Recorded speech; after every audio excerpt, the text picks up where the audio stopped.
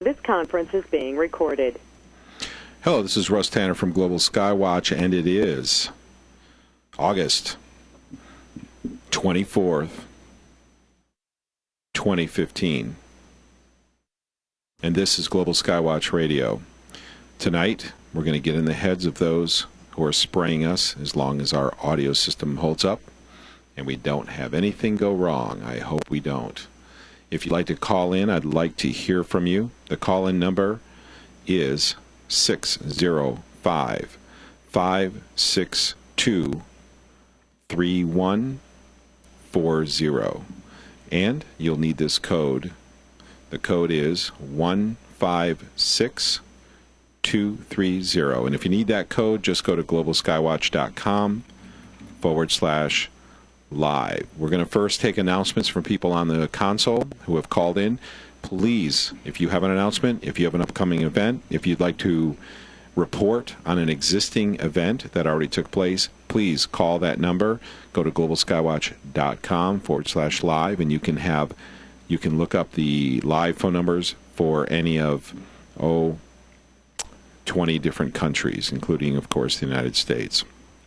So we have a lot going on this week. We're going to take a look at our notes, and we're going to talk about what's happening in the world a little bit. We want you to first make announcements. Let's go ahead and cover announcements first. So anybody on the console who has an announcement, please join in, and I want to hear from you now. Who's there? Hello. Hi, who are we speaking with? This is Catherine from Pennsylvania. Hi, Catherine. How are you doing? Good, good. Good. So you said if anybody has an announcement of recent events. Well, I'm sad to open this conversation up with such a sad note, but the truth is that today the U.S. stock market opened with a more than 1,000-point plunge. And I'm actually looking at, if anybody's interested in reading about this, www.naturalnews.com. This is a great source of information, and basically what this means is that a lot of people are saying that this means that this is the start of a meltdown. So because I'm always trying to point out the positive and everything and to keep our hopes up even in the midst of difficulties, what I want to focus on today is that everyone should start prepping if they haven't done so already. In fact, this particular article in the naturalnews.com website talks about that. And basically, advice number 1, get hard cash in a safe place. Advice number 2, have enough food and bottled water to at least survive at least 1 month. Don't expect that the banks will open or be open, or that you can use your bank cards or cash cards. And point number 3 is make sure you gather together with loved ones and make a plan of exit if you need to. If communication gets cut off, make sure you have a way to communicate other than cell phones or regular means of communication. So really, this is a call to action. This is really critical right now. People should be listening to this with their eyes open and their ears open right now. This is critical. Please, everyone who has their eyes open, please realize that a lot of the financial markets are in trouble right now all over the world, and we need to start preparing if we haven't done so. So this is just a call to action to everyone to start doing something. You can get some cash out of the bank and just make sure you have some set aside. You can go buy some canned goods right now. You can go buy extra water right now. Start making plans of exit if you need to exit the area quickly. And make sure you're informed. Stay informed of what's going on in the world so that you know what is really coming. And at least make yourself prepared, at least mentally, and do everything you can to prepare financially as well, as much as you can within your means. So that's my announcement. There's much more I can say, but I'll keep it short. Well, why don't you tell us a little more? I mean, what more do you want to say? Because I will tell you, I want to tell everybody here is I don't like predicting timelines. I don't like saying that I know what's going to happen and when it's going to happen, because I don't. But I have said for 2 years, especially those close to me, that I believe the end of 2015 will be the beginning of the dominoes falling. And there are a number of reasons why I believe that. What else would you like to share? So, I mean, being prepped is very, very important. There's a lot of things we can talk about in terms of being prepped. But, Catherine, what else do you want to say? Tell us. This is urgent times. The people are listening to this. You are experiencing the largest crime against humanity in the history of humankind, of recorded history. Between 8 o'clock and 8:30 Eastern Time, we got hit with a plume so hard. My head starts feeling hot, starts throbbing. Everything in my body hurts. The people who say, oh, this is all in your head, this isn't really happening, that's water vapor, it's a complete lie. They're either completely deceived or they're shills working for the government telling us a complete lie. And I'm here to tell you, as someone who can smell and taste that, I have a responsibility to tell people what I smell and taste, and about the hundreds of people who have contacted me who also smell, taste, and have symptoms. We are the canaries in the coal mine. We are the watchers on the wall. We are the ones who have to tell you what's going on. Is my life in danger?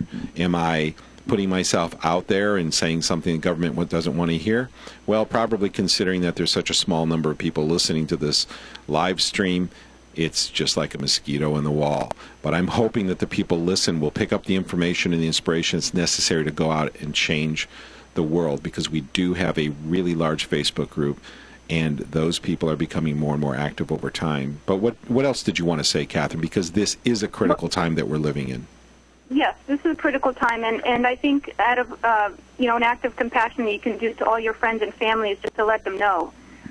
Please, prepare yourselves. Don't just wait for it to happen and then be unprepared. I think the greatest thing, though, we can prepare physically on one end of the spectrum, but I think the other end of the spectrum is even more important. We can prepare spiritually. After all, we never know when we're going to die. None of us do, and we never know when disaster is going to hit. We just have to pray really hard if we believe in a God. If we believe in God, I'm a Christian and I believe in God, in Jesus Christ, and I pray to God, and I think everyone should do that at this time. This is a time. This is going to be a time of suffering for all of humanity, not just for Christians. It's going to be for everyone. So we should pray for each other, try to help each other, make a network right now of people. Call your friends and family. Say, look, I'm here for you. If you need me, please be there for me when I need you. If I have items that you don't have, we'll barter together. We'll complete each other in terms of the needs that we have, and we'll pray for each other, build a network of prayer, to sustain the morale, to sustain the courage. This is really, we're in critical times right now. I don't know if people realize that who are listening, but please realize that this is really, we are on the cusp of a meltdown, a global meltdown. And this is not just United States. So if you have family overseas, call them up and say, look, prepare yourselves at least with basics of food and water, and put some cash aside. Make sure you're prepared in some way. And if you don't have it, ask for help.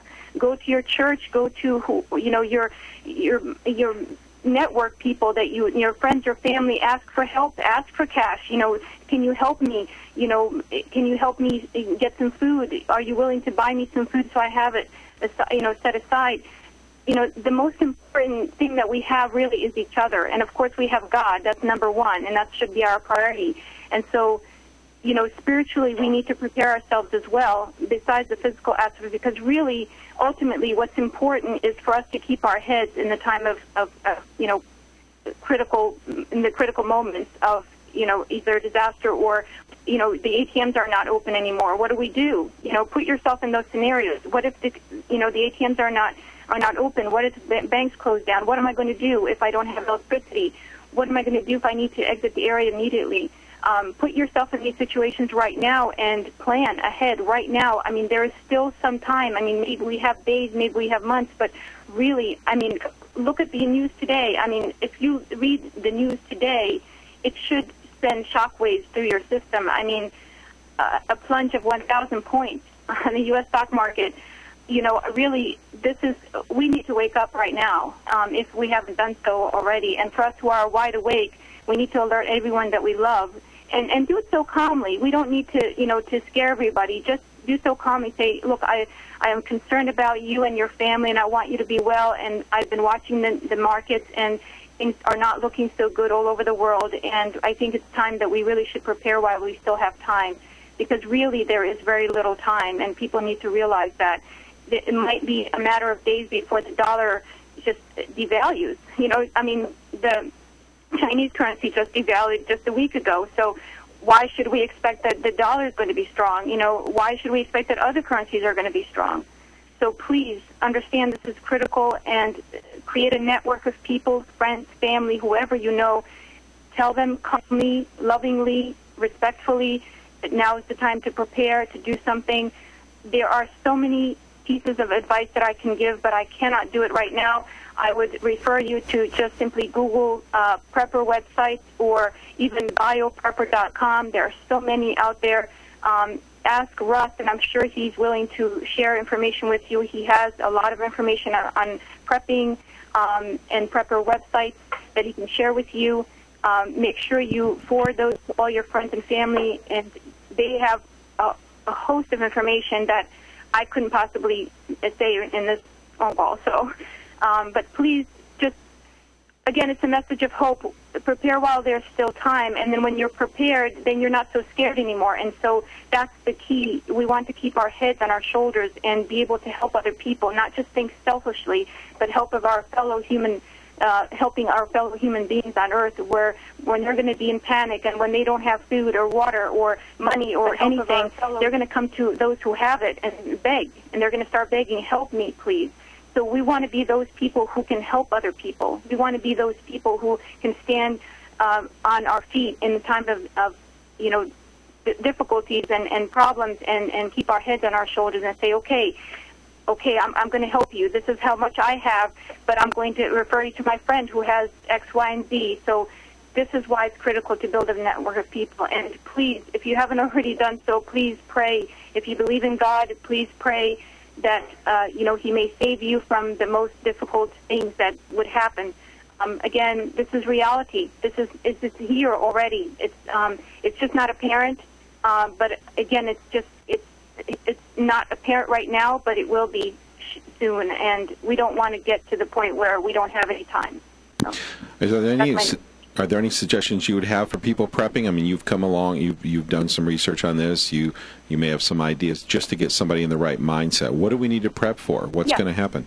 Yes. Well, the first one, like I mentioned, you know, make sure you have some cash on hand, small denominations if you can, so that you can buy your necessities if you need to. So that, you know, if the banks close down for whatever reason, or the financial markets completely come to a halt, just make sure you have some cash. The other thing is, of course, you know, just have some basic food and water in your homes. Make sure you have enough water to sustain you and your family for at least a month, at least. And, you know, make sure you have canned food, dry goods, pasta, raisins, dried fruit, anything that you can think of, and make sure you buy the things that you're going to, you know, eat. And, you know, think of other people. Maybe you can barter some items, so buy things that you might be able to barter, like extra toilet paper or extra, you know, kitchen utensils or something that you can barter with other people. You know, another one is a great barter item is batteries. So get extra supplies of those. Then, of course, you know, the important thing is to build a network with people. Start calling people up and say, if I need help, are you going to be there for me? You know, of course, you don't want to call everybody up, because you have to really be careful who you can trust and say, look, I need your help, or I may need your help. And so make sure you can trust those people, and you feel comfortable with those people, telling them that, you know, I'm going to need your help. Because, you know, the first thing is trust, of course. So, but nevertheless, if you have a family, just make sure you build a network with them. Let them know, tell them with love and compassion that these are hard times we're about to embark upon, and that we need to do everything we can to prepare and help each other. And then just, you know, pray. Start praying. You know, be humble. Do not live in luxury. Get rid of your luxury items. This is not a time of luxury right now. It's just going to be a time of survival. So make sure you cut out the, you know, luxury items in your life or expensive vacations, and save the money to buy these supplies that you may not have in short order. Wonderful. So Well, those are the first things. Now, of course, like I said, there are so many other suggestions in detail that these prepper websites offer, so I would refer them to you, because you would have information on prepper websites that people can look into and have detailed information. Of course, the other thing is if you live out in the country, you might want to buy a generator. Make sure you have, backup power if the power goes out. If you have, buy extra gasoline, just make sure, in case there's no gasoline or if the stores are raided, there's going to be no food left because everybody's going to break into stores and steal everything. Make sure, again, it's just, we don't know what's going to happen, but things are obviously starting to get difficult. So that's my suggestion for starters. I mean, I can't go into all the details, but those are my suggestions. Well, thank you. That's awesome. We are going to have a lot of things happening in the very near future. This is something that I've studied a long time.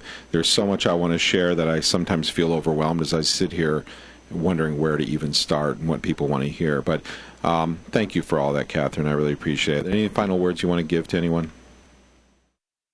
Again, if you are prepared, you won't be so scared. The important thing is to keep your head on your shoulders and to have courage, because a lot of people are going to panic, and you need to be a leader. You who are awake and have the supplies, you need to be a leader and say, okay, this is how we're going to organize. Okay, this is what we need to do. Keep your head on your shoulders. Pray to God, ask for help, ask for strength, mental and emotional strength, because this is going to take a lot of strength. And try to remember to be a leader and keep your head on your shoulders through all of this. But you can only do so if you yourself are prepared. So if you're not prepared, then you're prone to panic. So don't do that. Prepare now so that you won't panic later. And so you can keep your head on your shoulders and help other people. That's the point. We want to be able to help each other and help other people. Oh, very good. Yep. Seth is on the chat room saying get some 55-gallon water barrels so you can store your rainwater. Isn't it interesting that many people are seeing the government pass these laws saying that rainwater collection is illegal, saying that we all must, California forced vaccinations. We're having chipping laws coming forth. When there's a disaster, that is the perfect opportunity for the government to clamp down, and once they clamp down, they will have their justification to pass very Orwellian laws. Once they pass those Orwellian laws, and they have the justification to do that in the public eye because the government says they want to keep order, then they can go on and implement the other things in their staged chaos to bring about their new centralized socialistic global government, which is really a means to an end, which is more interesting than most people realize once you get in behind it. Well, thank you, Catherine. Any final words? Yeah, I just when we talk about this, we want to emphasize the hope aspect. We know the government is clamping down on us, but we want to do everything that we can to survive. So just keep your hope up. Do the intelligent thing and prepare. Be a leader. Be a leader in this whole thing, and be a strong person for others who are not going to be strong. So even though the government is doing what they're doing, we still have some time left right now, and so use this time wisely. Tomorrow go to the store and buy food. Tomorrow, don't wait until a week from now. Do it tomorrow. I really urge people. This is really important and critical. And for those who won't listen, they'll be the ones that are going to panic and suffer most, unfortunately. So I urge everyone to just really. Isn't it amazing how some people don't listen, Catherine? I mean, it's just their eyes blind tragic. over. It is. Yes, it is tragic. It really is. I don't understand it personally, but it is. I mean, look at the reality. The reality is the stock market just fell 1,000 points. So, if they don't want to see the reality, then they're going to have to face the consequences. Yeah. The thing is that people always feel like this can't happen. This is what this is how people comfort themselves. They think, oh, this can't really happen to us. It's not going to happen in our lifetime. And that, unfortunately, is the mindset that people had before all the great tragedies. In fact, pride comes before the fall, as it is said, and the people who think that this won't happen are the ones who are going to be most vulnerable to it. What do you think? Yes, definitely. Unfortunately, yes. And it's their own fault, unfortunately. If they have to go through the suffering of starvation, I can only say, I'm sorry. You had the chance. You were told You didn't act when the time was, appropriate. So you're going to have to face the consequences of your own actions. Yeah. It's very hard. It's very hard. It's just when justice hits you in the face, it's pretty harsh. And, it's hard to say it didn't happen here because it's already happened in Katrina, in other events. And so it has happened in this country. It's just that not everybody was affected the way this will affect everyone. Yeah, and it's very important where you're located. I mean, people in Katrina were, we heard a lot of nightmares about how those people were ushered into football stadium or their stadium down there, and it was just atrocious. Nobody was allowed to leave. There were armed guards everywhere. And then people who were trying to stay in their houses who believed they were safe were having the police bust in, take their arms away, which is astonishing because if you're going to stay home alone and you make that choice, you need to be able to defend yourself, yet the government comes in and takes away your defense. So just amazing. Anything else, Catherine? Just again, let's bring a message of hope, always hope, because if we talk about the negative aspects of things, it's very easy to get down. Especially now, we need hope. We need to keep our morale high and just do everything we can within our means to survive. Yeah, we really do. Okay, thank you so much for that. And keeping hope is part of it. Yeah, that's a big part of it. You always have to have hope. Thank you, Catherine, for your input. I really appreciate it. All right. Well, thank you for that. I hope everyone listens. I do, too. I really do. The thing is, that's amazing to me, and if you have another story as well, I have told people, and I've watched their eyes glaze over. They don't want to hear it. They want to watch their television shows, play their video games, and I'm just like, okay. And the dilemma we face is that those will probably be the first people who come to you and want help during the difficult times, and you have to decide, what are you going to do? How are you going to handle that when they come to you? So it makes a very difficult situation.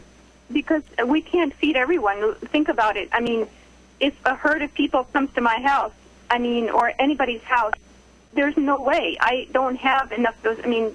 They would have to go to the government. Yeah, which really is the idea, making people dependent on the government, and that's the first step. And then once you are dependent, the debtor, that's what there's a saying that says, the debtor is a slave to the creditor. And that's exactly what happens is when you don't have anything and you have to go to the government, then they use that power that they have over you to supply what you need, because it comes with many strings attached. Strings like you need to get injected with a chip, you need to follow rules and regulations, you have to get mandatory vaccines. There's all kinds of stipulations that come with that. Yes, you're under their control. Absolutely. All right, Catherine, thank you so much for all your help and for your input, and thanks for your message of hope. I really appreciate it. Thank you. All right, have a good night. Anyone else want to speak up before we get into the meat of what we're going to talk about tonight? Anybody on the call-in console? If you want to call in, go to globalskywatch.com/live. You can get the phone numbers there. Anybody else on the console would like to talk? Speak up now. Hi, Russ. Hi there. Who do we have here? Here we have Gary calling you back again. How you doing? Here we have Gary. Good. I'm hanging in there tonight. It's been a rough night. We had a bad plume between 8 and 8:30. Absolutely tore me apart. Had my wet mask on. Pain all over. A headache. My head feels hot. I've had a lot of people call me in. They have the same symptoms. Cleared up a little bit. It never gets completely clear anymore. The air never gets completely clear anymore. It did for the first few years of that I experienced the spraying, from about 2005 to 2008. After that, no more. So it's been a rough night. Got another plume coming on us right now. It's not quite as intense. It was probably sprayed upwind several miles, so it's coming on more slowly, probably a little bit more diffused, but still I'm so absolutely tired of being sprayed like an insect. What's going on in your part of town, Gary? Well, the moon's up right now. It's like 9:46, and the moon's up, and I was seeing trails, right across the moon, or in the path where the moon's going. They're putting these trails, and it's drifting over into toward the moon. Mm-hmm. So you can see that they're playing, lines, They're not like clouds. Mm-hmm. Um, So they're spraying at night. What does that tell you? Any thoughts? You know, they're trying to reflect sunlight back to the back into space, right? yeah, it's pretty hot at night, huh? Yeah. Yeah, for those who are wondering, really, when you put these particulates in the atmosphere, and one of the claims for doing that is called geoengineering, and they're saying that they're going to increase the Earth's albedo, which is the reflectivity. They're going to. This is one of the claims they make. This is not what I'm saying. They're going to reflect sunlight back into back into space, and then cool the atmosphere by doing that. The problem with that is it really has the opposite effect. Is that when you increase that particulate density of the atmosphere actually retains more heat overnight, and it actually increases temperatures. So there are some people who are wearing T-shirts these days saying global warming or geoengineering is global, or global warming is geoengineering. So what else is going on there, Gary? Well, I have a shirt like that. Oh, do you? It says global warming. Yeah. What does it say? Global warming equals chemtrails. Or they put a little chemtrail lines in between the global warming Right. plain lines in the center, and then the bottom it says chemtrails. Right. Like global warming Right. equals chemtrails. Right. Yeah. Well, people in the chat room are asking for prepper websites. I can't put links in right now. But maybe I can supply some on the Global Skywatch. In fact, there is a forum on the Global Skywatch website. While we're talking with Gary, I want to get into some really interesting things shortly. But if you're on the Global Skywatch website, look at the video stream right now. Click on the GS forum and community, and there's a whole bunch of stuff here to look at. Let me show you down below here. There is a whole prepper section down here. Preparedness, under other important subjects, preparedness, health and wellness right here. Stress relief is just some comedic things to help you laugh. But we have a preparedness section right here because this is very important. So what's going on in the Tampa Bay area, Gary? Anything going on you need to know about? Not too much, except in September, I think the lady that organized it, Rachel, they organized the Cocoa Beach in Florida, a protest. It's going to be at a major intersection. So they're going to be holding signs. So they're going to do that in Cocoa Beach. I don't know if anyone in Florida would like to go there. That would be nice. You know, I have card issues. I can't really go this time. Oh, bummer. Well, if anyone wants to look at the latest events that are happening in the globalskywatch.com website, please go to the top of the website and click this link, the Global Events Calendar. That'll bring you to the list of global events that we have right here. And please enter your event there. We share that with really tens of thousands of people. And it's very useful for publicizing your event. So please take the time to put your events up there. Also, while I've got Gary on the phone, if you go to the projects area, I have not added the telemarketing project. I've been absolutely swamped, have not been able to keep the website or to get that update done to the website. I will give you one quick update in the celebrities section right here. If you click on that, we've added a couple celebrities here. Dave Mustaine actually mentioned chemtrails in a couple tweets that he made on Twitter, and that graphic is missing. So let me force that graphic up real quick. These are brand new updates, which is why we have that glitch there. But what I want to do is show you that this is actually a very prominent musician. A lot of people know who he is. Let me put this graphic up here so you can see it. Okay, up it goes. They're connecting. It's a little bit slower with all the stream running here, but let me refresh this. Here we go. Okay, this was in 5th of January 2013. He made one that said, "Shame on the pilots spraying the grid lines in the once beautiful skies of San Diego. Shame, shame, shame." He also said, "It's aluminum." His second tweet on the same day. Here it's labeled the next day, actually. I'm not sure. But it was 5th or 6th of January. "It's aluminum oxides and barium salts. They know what their cargo is. Only a fool or an accomplice would argue the unarguable. In other words, he's saying obvious. Look up in the sky, it's obvious. Also in the celebrities section, click up here under celebrities. Today we added Beck Hansen, and thanks to someone for emailing these to us. If you email this to us, we actually will listen and get this stuff up, and we just got this stuff up a couple hours ago. Beck Hansen actually wrote a song called Chemtrails, and he's a singer-songwriter, has done all kinds of different music. A lot of people know him. In fact, he had Album of the Year in a certain category not long ago. We have the lyrics for the song Chemtrails. Very interesting song, kind of a very mellow sounding song. But those are the two newest additions to the celebrities section. All right, so what else is going on, Gary? Oh, hi, Russ. I was looking at the, I on your,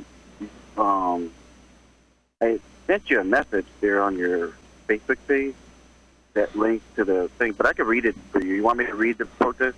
The information about that? Yeah, go ahead and read it. Yeah, that's what we want to do. We want to announce upcoming events. And I'm sorry I haven't gotten to my messages. My Facebook message is several days old. So anyone who sends me messages, just be patient. Sometimes it takes me 1 or 2 weeks to get to my email. It's just that I'm so busy and I'm trying to multitask, make a living, and also keep up with this. And I tell you, I just work constantly. So go ahead, tell us about the event. I just had it open, sorry, because I'm doing this on the phone. So I got so look. I'll open it up again. No problem. While you're opening that up, I want to remind everybody that we are trying to put together, we have 2 people interested, plus Gary, about doing the telemarketing project. What we want to do is get a computer or use an online service to make phone calls to people across the nation to teach them about this issue. This is a very good idea. Probably won't be that expensive, and over time we could reach tens of thousands, if not hundreds of thousands of people this way. We have 3 people interested in managing this.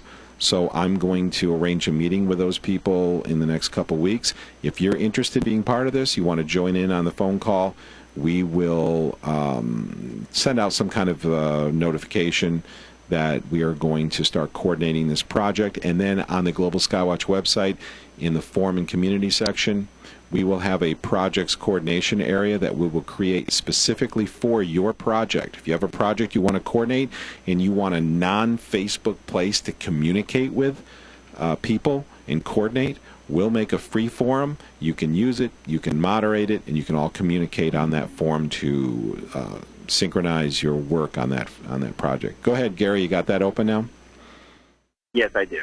All right, go ahead. It's called Florida Skywatch Stand Up to Geoengineering, and actually the word, it was a little too long. It got cut off on the Facebook page. Okay. Actually, I can probably. I'm going to open it up and see if I can see it here, Gary. So it was a message you sent me? It's on your private message. Okay, I see your messages here. Private message. Yeah, I see it. Let me see. Cocoa Beach protest. Okay, let me put this information up.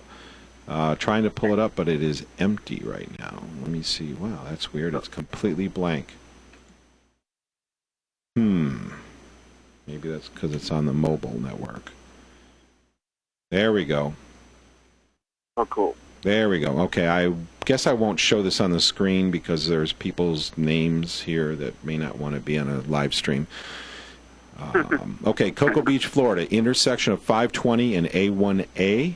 This is on September 5th, 2 o'clock, September 5th, 2015, at 2 o'clock p.m. Eastern Time, Cocoa Beach, Florida, the intersection of 520 and A1A. Let me see if it has a description. Do you consent to toxic skies? Please stand up. Give an hour or 2 of your time to help educate your community. We need you. I guess they're going to hold up signs. What do you know about it? What are they actually going to do? She says if she's got signs, and when I was with her at the protest in the Global March Against Geoengineering, she supplied the signs, so I was holding the signs. They took pictures of that. You see the sign I was holding. Okay. And she has signs. Yeah. Okay, good. All right, so they're going to hold up signs, and that's a great way to stand alongside a busy road and hold up signs. You can reach thousands of people in a day very easily. She's very thankful that I actually mentioned it, because a lot of people will hear of it and just probably sometimes share it on Facebook. They don't usually like share it on, like on the radio, and to get more people to show up. Yeah, please, if you're in the Cocoa Beach area, let me mention it one more time. Florida Skywatch is sponsoring the Stand Up to Geoengineering and Solar Radiation Management event, September 5th, 2 o'clock p.m. Eastern Time at the Cocoa Beach, Florida intersection of 520 and A1A. Excellent, Gary. So what else is going on? I see that she's also putting some ban geoengineering sign this petition. If you look down the page on the post, but she's trying to get people to sign the petition. Over here in Tampa, they started up again spraying. Usually there was all the spraying going on like in the clouds and stuff. Now it's like they're doing it in like whatever there's a clear part in the sky, they start leaving these lines.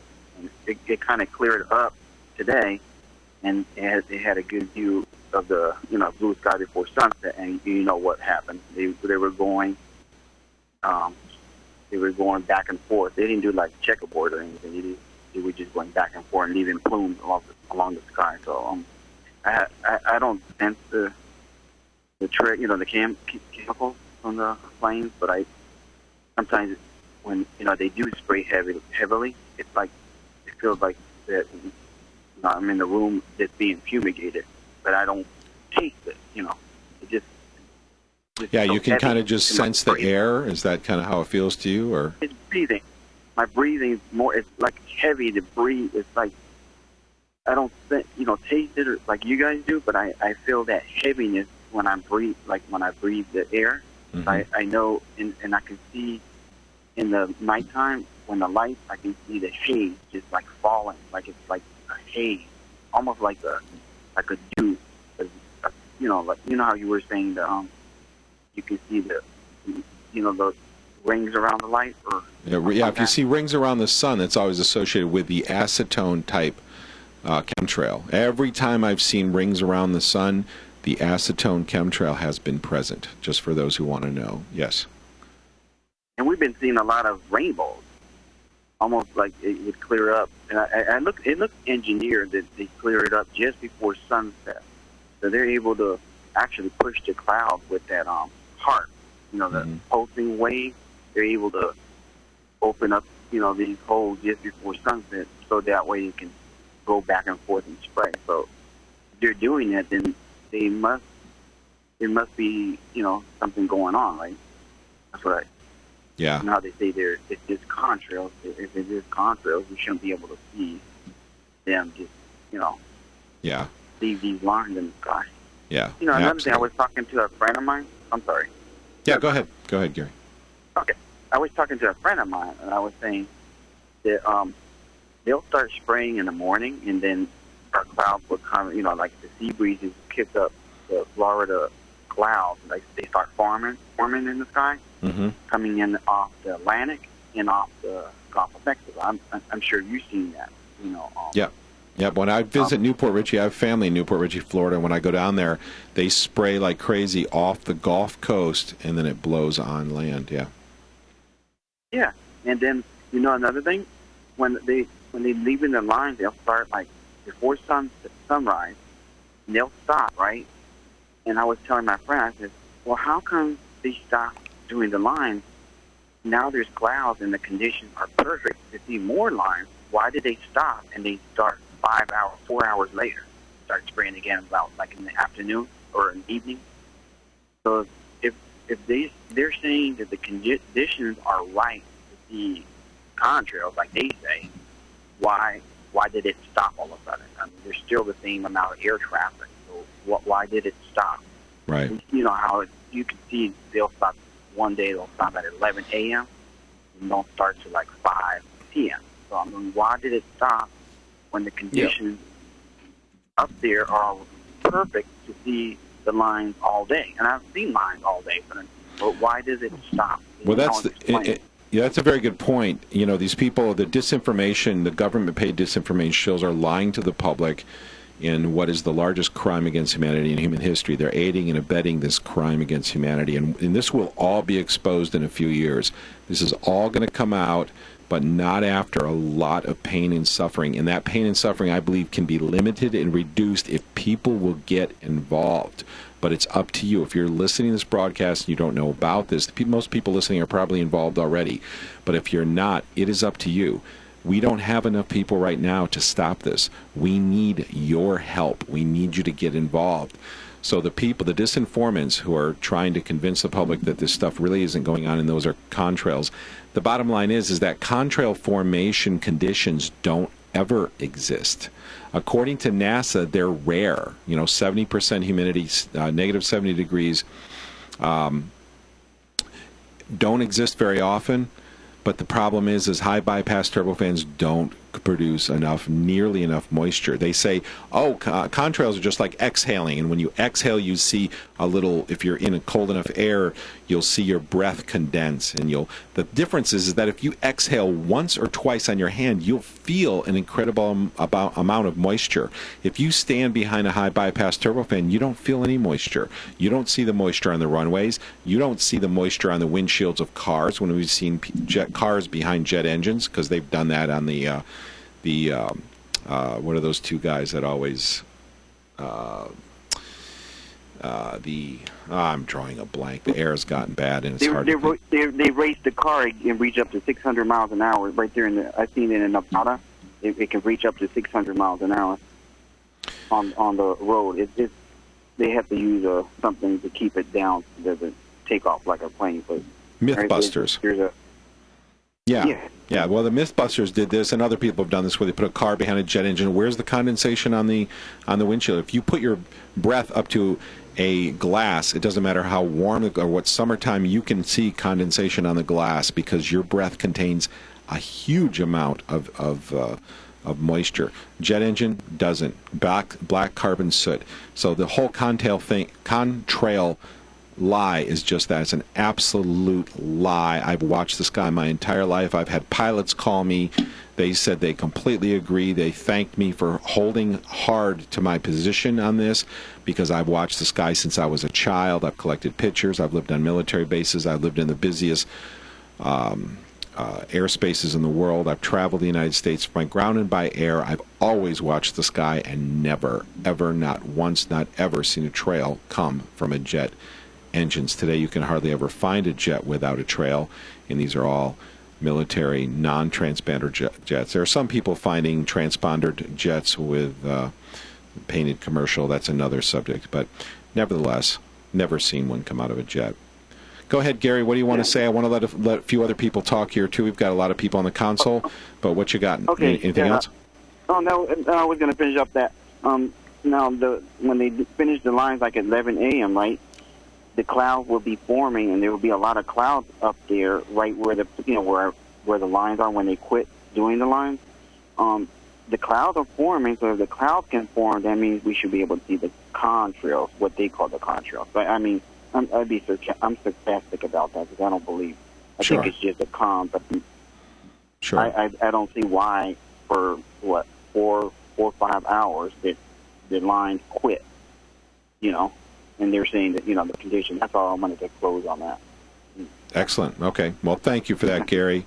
If you have any upcoming events or anything there in Tampa Bay area, Gary, let us know. I appreciate you coming on and talking with us every week. I appreciate that. I have a real heart for the Tampa Bay area. Grew up north of Tampa Bay myself in Newport Richey, Florida. Have all my friends, all my memories are there. I spent my life there. That's where I grew up. So I can't wait to come down there. Next time I'm down there, I want to meet all of you guys, and maybe we'll have a big event. Excellent. All right, Gary. Thanks a lot for all you do. Hopefully we'll talk to you next week or sooner. So keep in touch. All right. Okay, I will. All right. Bye. Have a great night, Gary. Thank you. Anyone else on the console? We have a whole bunch of people on the console. If you'd like to speak up, announce, share information, whatever it is, now it's your moment. Please speak up. Right here, Russ. Okay, who do we have? Hello? Hello. Okay, it's Steph again. How you doing? Hey, good, Steph. What's going on? Yep, I can hear you. Oh, good. Yeah, well, I'll just get cracking. I'm going to keep trying to make these calls shorter and shorter. So, Catherine was talking about the crash. I heard something. honestly, I've been waiting for the economy to implode since 2006. I'm amazed that it's been running this long. Some people say that 2007-8 was kind of a test run so that the people with big money could kind of get everything in order, and then there's going to be another controlled, engineered takedown this September. And, you know, I started researching all the Jade Helm stuff and everything else. Let me just interject something. That's a very good point. Let me just interject something. I think that there may be some truth that was a test run. They're very careful about accumulating information so that they know how people are going to respond, how they need to respond, because they don't like leaving anything to chance. The other thing you'll notice is when all these bailouts go out, you know that the bailouts went to companies that didn't need bailouts. This was just, from the public's point of view, this was a joke. I'll tell you what I believe was happening on the inside with the bailouts, is that when they depopulate and when they crash the economy, there are certain companies that are going to lose hundreds of billions of dollars. They needed to compensate. This is what they do is they meet, they have their little meetings, and they said, well, we're going to give you compensation for the loss that you're going to take during this crash that's upcoming. So they went ahead and compensated everybody in advance, and then they gave them, you know, 8 years or 7 or 8 years to invest the money, to change over to non-liquid assets, to do what they wanted to do with the money, and then they're going to take everything down. So I think that's part of two reasons for the initial so-called crash in 2008. Go ahead. Yeah, well, and I basically that's the same conclusion I've come to, is that this last period has just been a sort of repositioning so they can get everything in order. But you know, it's hard. I spent so many years worrying about an economic meltdown. You know, meanwhile life is going on, and your quality of life is suffering as a result of that. Right, because you're living in two worlds. You have to have one foot is in the day-to-day work world, and the other one is in the prepper disaster world. So you're trying to. I know exactly what you're talking about. Go ahead. Yeah, and I mean, honestly, looking around me, it didn't really look like blood in the streets. I mean, yeah, there's obviously an economic contraction, but it wasn't some sort of like a depression part 2 as far as I can tell in my day-to-day life. Now, who knows what's coming down the pipe, but just with the word towards preparedness, I think, I mean, it's always better to be a few years or months early than it is to be a few days late, because once it happens, it's too late, right? So you want to get on that as soon as possible. And it's going to bring you a certain amount of peace of mind, just knowing, like, oh, look, all right, my family's set for 3 months. We've got enough food. We've got enough water. We have a power source, you know, a bicycle, a flashlight, things like that. So at least you can get by without suffering, you know, some real hardship. And obviously have guns and ammo, too, if you're allowed to keep that. You might want to bury something in a pipe in a place in case your house gets searched and they do some door-to-door confiscation. But, you know, aside from that, you know, I was just curious, like, is an economic collapse, is there a possibility that could help take some of the financial wind out of the chemtrails program? That's one of the things I wonder about, is that once the existing economic order is finally kind of unseated, is that going to deprive these criminals of their funding mechanism? You know, because right now they have central banks and essentially a license just to print money. So it's really difficult to rein in the expenditures for all these death and destruction programs that the military is embarking on. So, what are your thoughts on that? I think we're going to see them continue. They will have some scheme worked out one way or the other where it'll all be fully funded. Their programs won't stop. They've had a long time to prepare for this. They have all the money in the world. So whatever mechanism they choose, I think that they will still be fully funded, fully running on the inside, the military-industrial complex, while making it look like a disaster on the outside. What do you think? I mean, I kind of reluctantly come to that conclusion. I mean, I think these people really think long-term and they plan ahead, and if you look at the people around you in your day-to-day life, you know, you have a very difficult time convincing them that, you know, this $22 trillion in debt, at least in the United States of America, is not a serious problem. It's weird because, like, back in the 80s, everybody was freaking out about, you know, $1 trillion debt, you know, much lower numbers, and there was a lot of alarm about it and, you know, kind of hand-wringing. And then as the last, you know, 15, 20 years have gone by, that debt has just exploded beyond anything. And you know, people just seem to think, I guess, you know, well, it, you know, it hasn't crashed yet, so maybe this will keep on going. It's hard to say. I mean, the advances in technology and productivity tend to absorb a certain amount of that debt.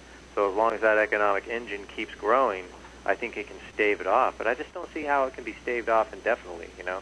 So, anyways, I don't want to spend the whole night talking about that, but you know, it's good to be able to call into the show and talk to other people, and it just reminded me of a quote that I just came across the other day from Zig Ziglar. And you know, sometimes you can get down in the dumps and kind of feel a little doom and gloomy when you're dealing with chemtrail stuff and geoengineering.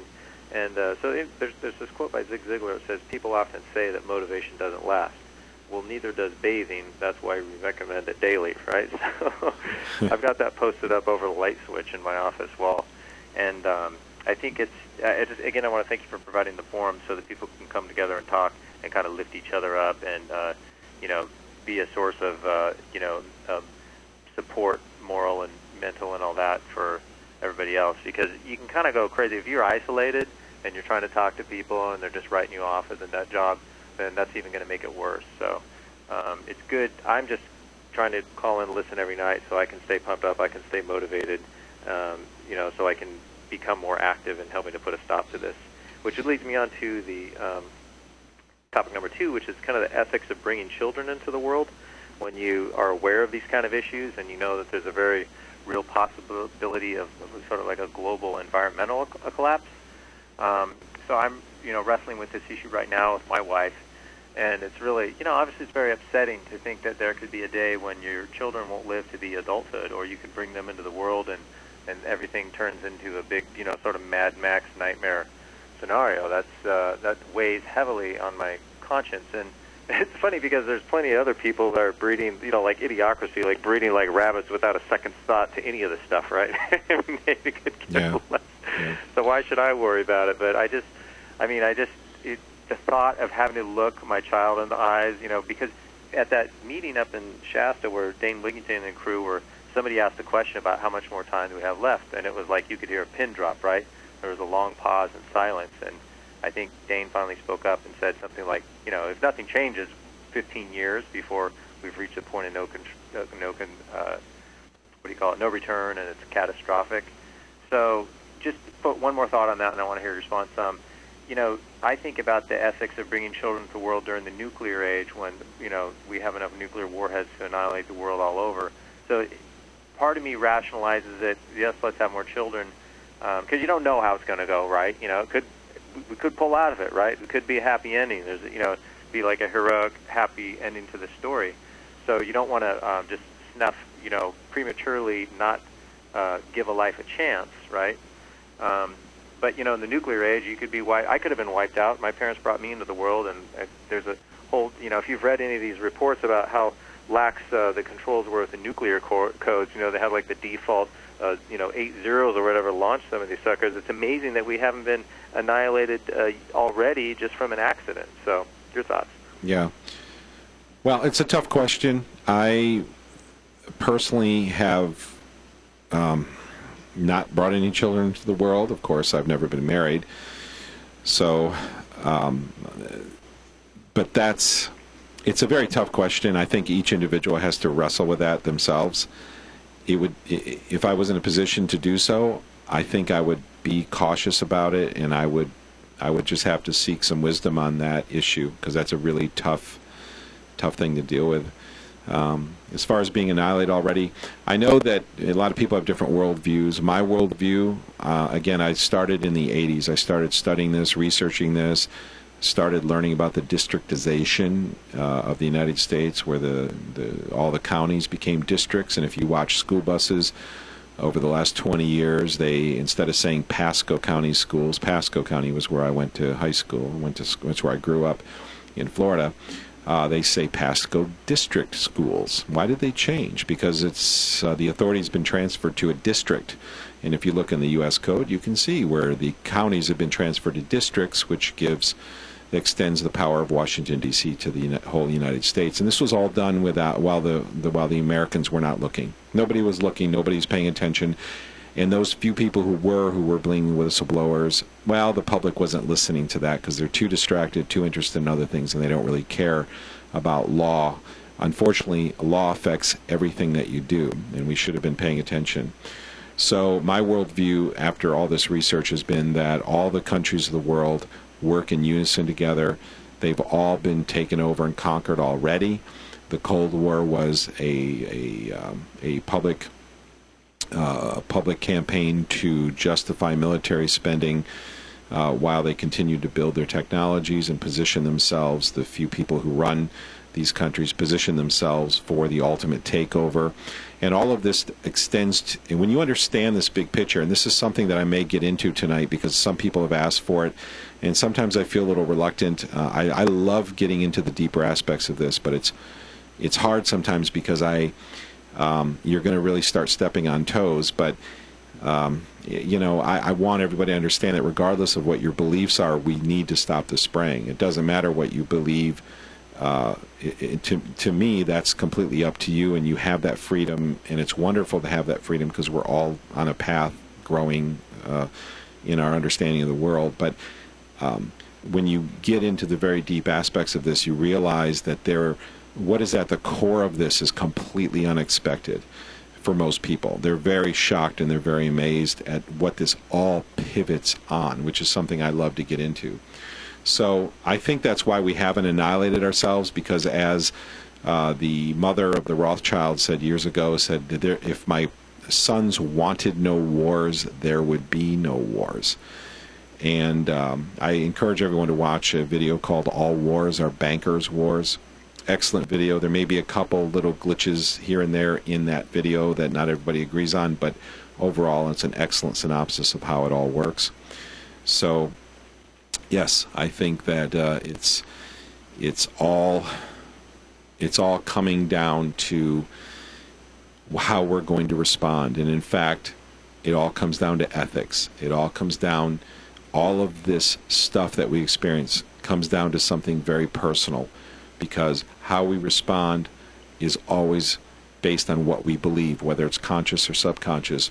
We have a belief system, and how we respond to these things that we learn or are exposed to is completely dependent on what we believe.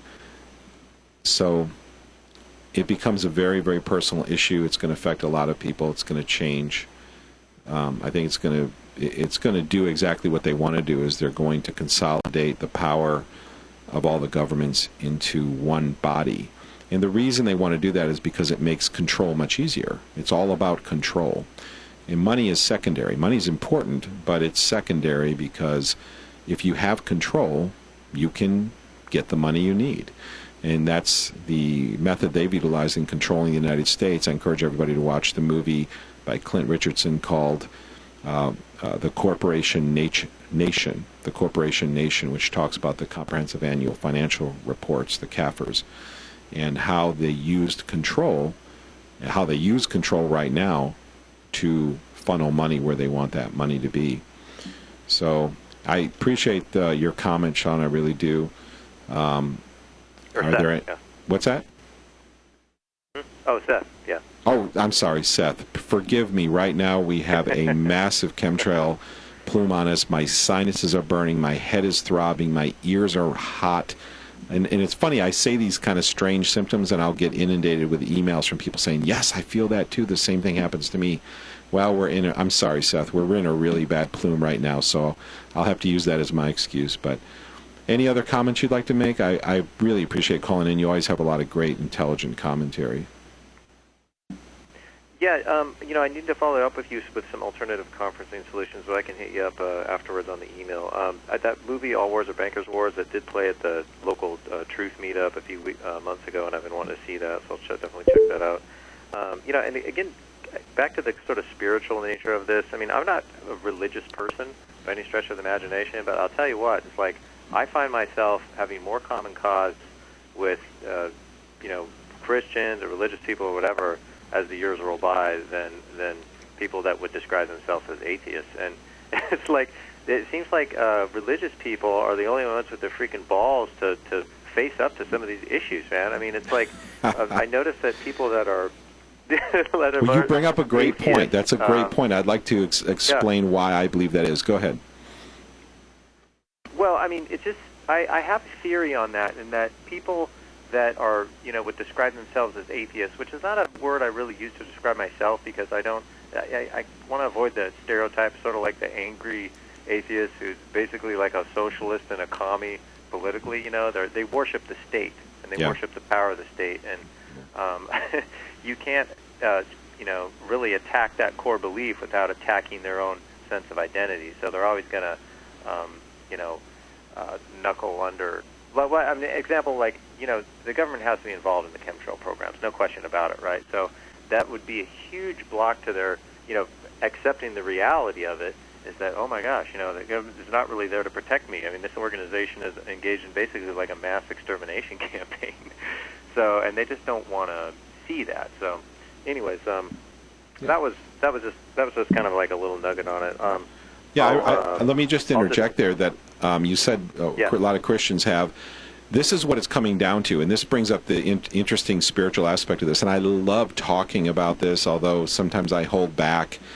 But boy, do I love to dive into this. And I did, in fact, I did an interview with Hans Wellers a couple of years ago. I talked for 5 hours straight, and I just let it go. I said, you know what, I've been bottled up so long, I need to share the things that I've learned over the years, because I don't hear very many people talking about them. I hear Steve Quayle talking about some of them. I hear Tom Horn talking about a lot of them, and Tom Horn's an amazing researcher, and David Flynn, but nobody's putting the pieces together. So why do Christians have the guts, you mentioned a minute ago? And this is one of the reasons that the elites hate Christians. There's a couple different reasons, and it depends on which level you're at. And people have to understand that the elites at the very top really know what's going on. But the level right below them, they're deceived. They're lying to them. The level below them are deceived. The level below them are deceived. They give you a lie that's most suitable for the emotional condition that you're in. And it attracts the type of people that are most suitable for that level, and they'll control you. And that's the way you gain control over a large group of people, is you have to have a whole bunch of different lies. That's why, and I'm getting off on a tangent here, but e pluribus unum on the dollar bill, that's all about the evil one presenting himself as all the many gods, all of the religions, not every one, and I'll disclaim that because there is something uniquely different about Christianity. In fact, that's the one that's going to be under attack. That's the one that has been under attack. That's why in the 80s, the National Education Association, the 9 of the top 10 agendas for the year that they publicly published had nothing to do with education. They were all political, and many of them were anti-Christian, decidedly anti-Christian. Why? Because they hate Christians. Why do they hate Christians? One reason you already mentioned. One reason is because Christians, if you're a true Christian, if you really, really believe what you say you believe, you have the guts to stand up and tell the truth. And the biggest weapon you have against them is the truth. They can't stand the truth because their whole web of existence is based on lying to the public. And when you start to unravel that lie, people start to see a completely different worldview. And they do not want you to do that. That's what we call waking up. So that's one of the reasons they hate Christians. At the very top, that's why they hate Christians. What they lie to the next group, people like Jordan Maxwell and Michael Sarian and Peter Joseph, the one who was pushing the Zeitgeist movement. Zeitgeist movement is just an attempt to bring truthers into the New World Order, because Zeitgeist is New World Order. And if you don't know that yet, you need to see a video that lays it out before you. If you don't understand the details, the Venus Project, Zeitgeist, that is all to bring people into the utopian New World Order. It's a candy-coated system that makes it palatable to the general public. Anyway, getting back to my point, the people right below the elites are lied to, and what they're told, and this is put out for the more educated people who are being taught about the spiritual side of this. And like I said, people like Jordan Maxwell, Michael Sarian, and others, Peter Joseph, are telling people that the reason they don't like Christians is because Christianity is a perversion of the mystery schools. Mystery schools is a belief system that ultimately evolves from Kabbalistic sources that has a very, what we would view kind of as a New Age worldview, the collectivism of the mind. And there, the thing is that there's truth to all of these things, but if you don't see the whole story, you can't divide the lies from the truth. So the real reason is that Christians are brave. If you really, really believe what you profess to believe, then you have no fear of death. You really don't. Hey, if you live or die, it doesn't matter. And Paul said himself, he said, to live is gain, to die is Christ. It doesn't really matter ultimately, but he wanted to live longer to help people. He wanted to be here. So that's the real reason. But right below the very top level, what the elites tell the public is that, and this is what the Zeitgeist movie lied, and it's a complete lie. They say that Christianity is really an incarnation of the astrotheology, that Horus and all of these figures, these so-called gods in these religions before, thousands of years before, quote-unquote, before Christianity, were really the beginnings of these stories, and then the dying, rising on the third day is just a reiteration of that. Well, that was an extremely clever way to defame Christianity, but is completely based on lies. And if you want to know, these are very clever liars, and this is the thing I tell people. I hope you're listening to me. Go to orbisvitae.com. It's O-R-B like boy, I-S, V-I-T-A-E. It's Orbis, kind of like orbit in Latin. Orbis Vitae, V-I-T-A-E.com. Go down any post and search for Zeitgeist Refuted, or search for Aquarius, the Age of Evil, or the New Age infiltration of the Truth Movement. All of these videos expose the lies, especially the Zeitgeist Refuted video, gets right down to the nitty-gritty and shows you how you've been lied to by these people. And they're trying to bring you into the New World Order religion for the public. It's the public religion. At different levels, it's a different religion. You got to understand. But the one that's being marketed to the public, this is the the unification of all religions. This is what the Pope is doing right now. If you're a Muslim, you're saved. If you're an alien, you're saved. If you're a Satanist, you're saved. It doesn't matter what you are. These are all different pathways to God, and that's part of the great lie. So I could get into that if we want to, but you've got to be careful. Please watch these videos on orbisvitae.com. Send me, Russ at globalskywatch.com, send me an email if you want links directly to them, because this is very, very important that you see the big picture. Otherwise, you will be pulled right into all of this. So, anyway, the lie is different. This is why Christians are brave. Go ahead. Yeah, I mean, that's what I'm observing as I, just seeing how different people react to this kind of stuff and sort of who makes up the movement and whatnot. But so thanks for that information. I did find it in the forums. I'll go ahead and check that out later. What's the Skype call-in name? I wasn't able to find that on the website. Maybe I'm being super dense. For this show? Yeah. Actually, I don't have a Skype call-in. If anyone, there is no Skype call-in. If anyone wants to Skype in as a guest... okay, forget it. Yeah, so there is no Skype call-in officially for the show.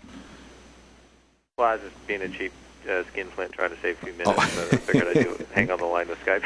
Hey, gotta ask. That's all right. Just do the live stream. Go to the live stream. You don't ask, you don't get. So I mean that's pretty much it. There's an article, people are talking about the tree die-offs and everything. You might want to check out the most recent issue of Scientific American, where they talk about the effects of the drought in California, the trees. Of course, geoengineering is never mentioned anywhere in that article, the elephant in the room, but it is. If you want evidence to show people of the effect that it's having on the fauna and the flora, well, that's a pretty good place to start.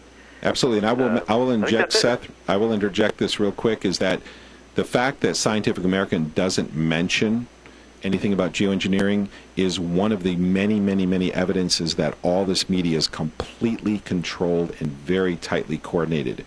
These people talk to each other, they coordinate their lies, they coordinate their stories. It doesn't matter what magazine it is, if it is part of mainstream media, They communicate and they work out the details of the stories and how they present it, and they're very good at it. There is no way that you can be a scientist and look at the drought in California and say that it's not caused by ongoing spraying operations.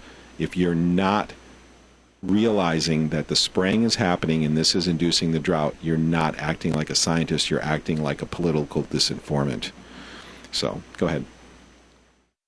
Yeah, well, I mean, I agree. I keep hearing about all these scared scientists. I just maybe I'll sort of, if you see any good interviews or people that have come forward with this, that would be, I'd love to hear more scientists speak out about it, because it seems to be sorely lacking. And, honestly, I think a lot of that self-selects people that get into those careers, because there is so much government funding dominating the sciences, that it self-selects for people that, once again, are sort of psychologically bonded to the state, and they have a real emotional hang-up with, facing the reality of a program that's they're going to exterminate life on Earth, or help to. And, guess who's running that program? Well, people within the state. So there's just tremendous psychological resistance, I think, to facing up to the reality of it.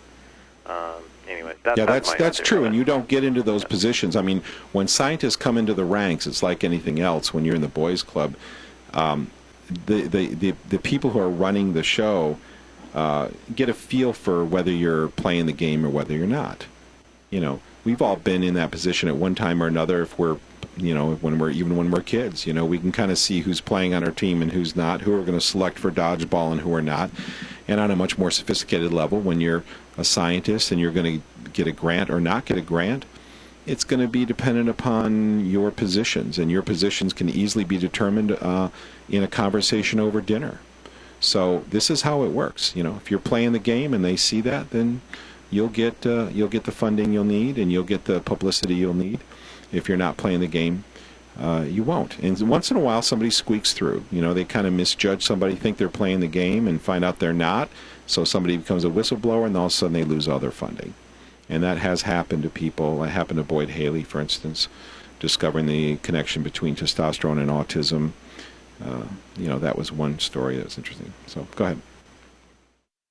Oh, amen, brother. No, I mean, I'm sure I could keep going all night, but out of respect for other callers, I want to let you move on, and I'll just follow up on the stream. Good talking to you, Russ. Hey, you too. Thanks. Call anytime. It's good to hear from you. All right, bye. All right. Hey, we're doing the meeting part of the show. What do you want to talk about? What would you like to get into? The console is wide open. Your microphones are unmuted. If you'd like to speak, speak up now. We'd like to hear from you. You're on. We got lots of people on the console. Anybody want to speak up? I want to hear from you. Everybody's either shy or just listening. So if you want to speak, please speak up now. What? Yeah. It's Gary. Hey, Gary, what's up? You remember, it was last week, I think, you connected Skype. I didn't hear it. Others heard it, but I wasn't able to hear it. I don't know what that was about. Okay, that's because I don't have audio feeding into the phone system. My audio system is kind of evolving for the show. It's surprisingly complicated to interface the phone with audio from the computer with a microphone, mix it together, compress it, and send it out to live stream. And so that's why. You only would hear that on the stream. You wouldn't hear it on the phone. So, but I'm going to try to get that worked out over the next couple of weeks.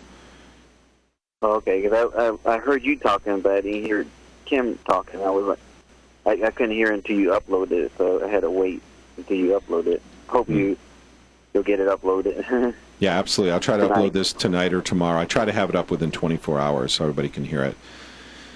Okay, I'll listen to it. Okay, great. Yeah. If anybody else wants to speak up, this is your chance. If not, I'll start talking about a couple subjects. I see Seth on there saying, "Don't make me call back in." Seth, it's great to talk to you.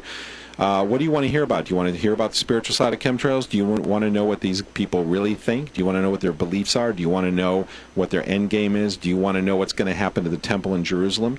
Do you want to know why the Eastern Gate is still blocked, even though the archaeologists have already uncovered the Eastern Gate? Why is it still blocked?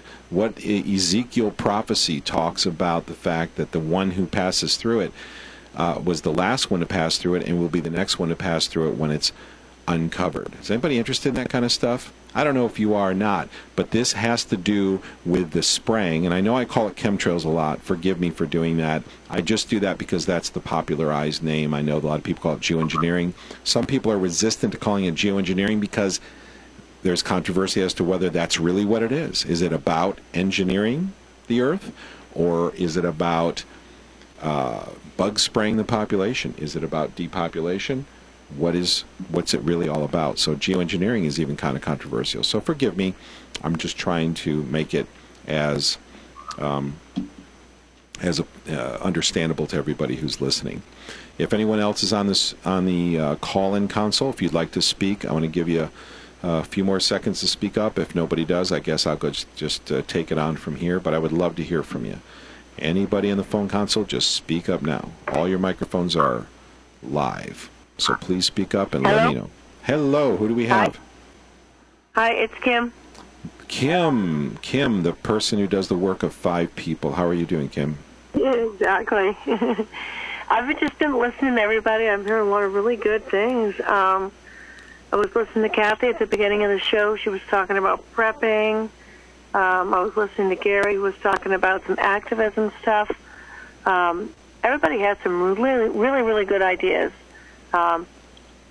Right now, where I'm at, I'm in northern New England, and we've been dealing with a multitude of different weather varieties. We've been dealing with hot, humid days with extremely difficult dew points, and then eventually it cools down, but then we have sleep disorders, like it takes us a while to go to sleep, but then we wake up in the middle of the night, and it's like 2 a.m., and like my little one, she's 9, she's having nightmares, and I get her to coax down, and she goes to sleep, and then I wake up.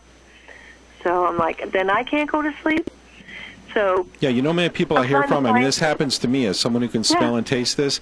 Like last night, I was up every 2 hours. I wake up and the air is horrible, and I put the covers over my head. I try to go back to sleep, and as the plume subsides, I get back to sleep. This is my sleep life for the last 10 years. Oh gosh. Yeah, and this is all because of the trails. I sleep like, when the air is clear, I sleep tremendously well, wake up feeling totally refreshed. Have rarely had a night like that in 10 years. Yeah. Yeah. Yeah, and I'm scrambling because I'm like, what are you doing? So, I mean, we're doing things like we're trying to distract. Like, I'll get a fan. I've got 2 golden retrievers, and I'll put a fan on the dogs, and then I'll put a fan on my child. But yet, you know, I hear a noise, I look out, there's my dog, he's waking up, he's stretching, or the cat's walking by. And this is my family. I mean, every home is different. I mean, I have a home where you've got 2 adults and 3 kids or whatever. Everyone's home is different, but something is going on. I mean, we're not sleeping right. I mean, we're all up at different times of night, and we try to find ways to get back to sleep. It might be a cold drink of water. It could be a piece of toast. It could be petting the cat and listening to them purr.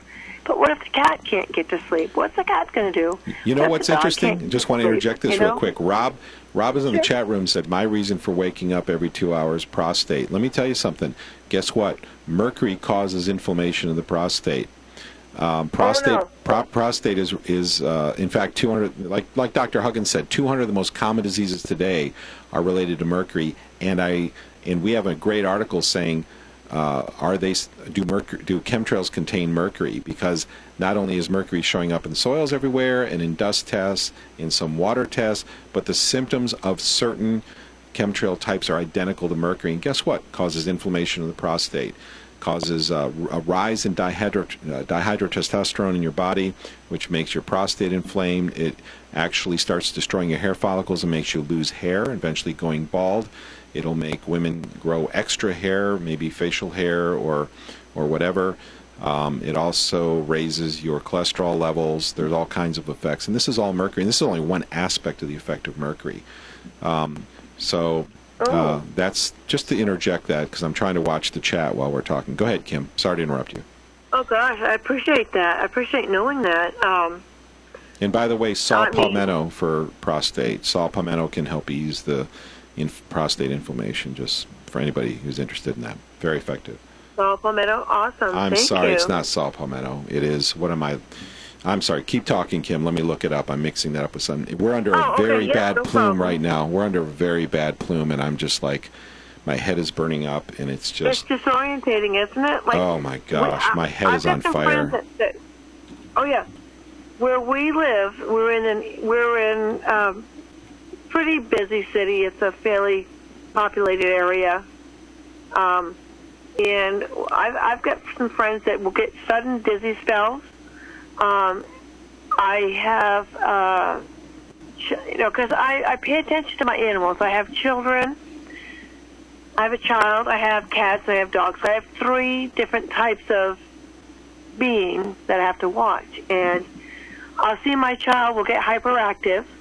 I'll see my cat will get silly. And I'll see my dog will get barking. And I'm like, guys, I'm busy. You guys are being a pain in the butt. And I'll stick my head out the window, and this big black cloud will just, like, float over. Massive black cloud. I'll hit my laptop. I'll look up. Is there rain? Are we supposed to get rain? Is there rain coming? No, nothing. No rain. No rain at all. And I'm just kind of wondering, what is going on? My kid is acting hyperactive. My cats seem to be a little bit scattered. My dog's barking. Is it because I'm busy?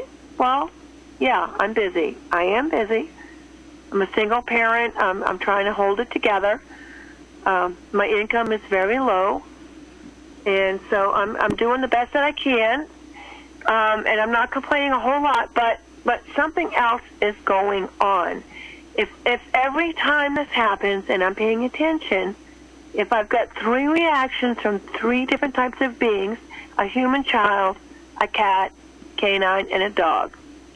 And I look outside, and every time I've got horrific skies. They're disgusting. Literally black, disgusting clouds floating right over the chimneys. Then I see white over top of that, and then I see white going in a different direction, a whole different direction. Something's going on in the sky above me. I'm not a scientist, but I know my child. I know my dog. I know my cat. I know the weather. I know if it's going to rain, how long I have to get stuff done outside, and stuff like that. So the only thing I can think of is, instead of arguing with everybody about what is exactly going on, I just want people to know something is going on. If your children are acting this way, if you have no children, if your pets are acting this way, if you're feeling this way, sudden dizzy spells, no explanation, your ears are good, your eyes are good, your teeth are good, something's going on. My only advice is look further. Please pay attention. Pay attention if you have no kids.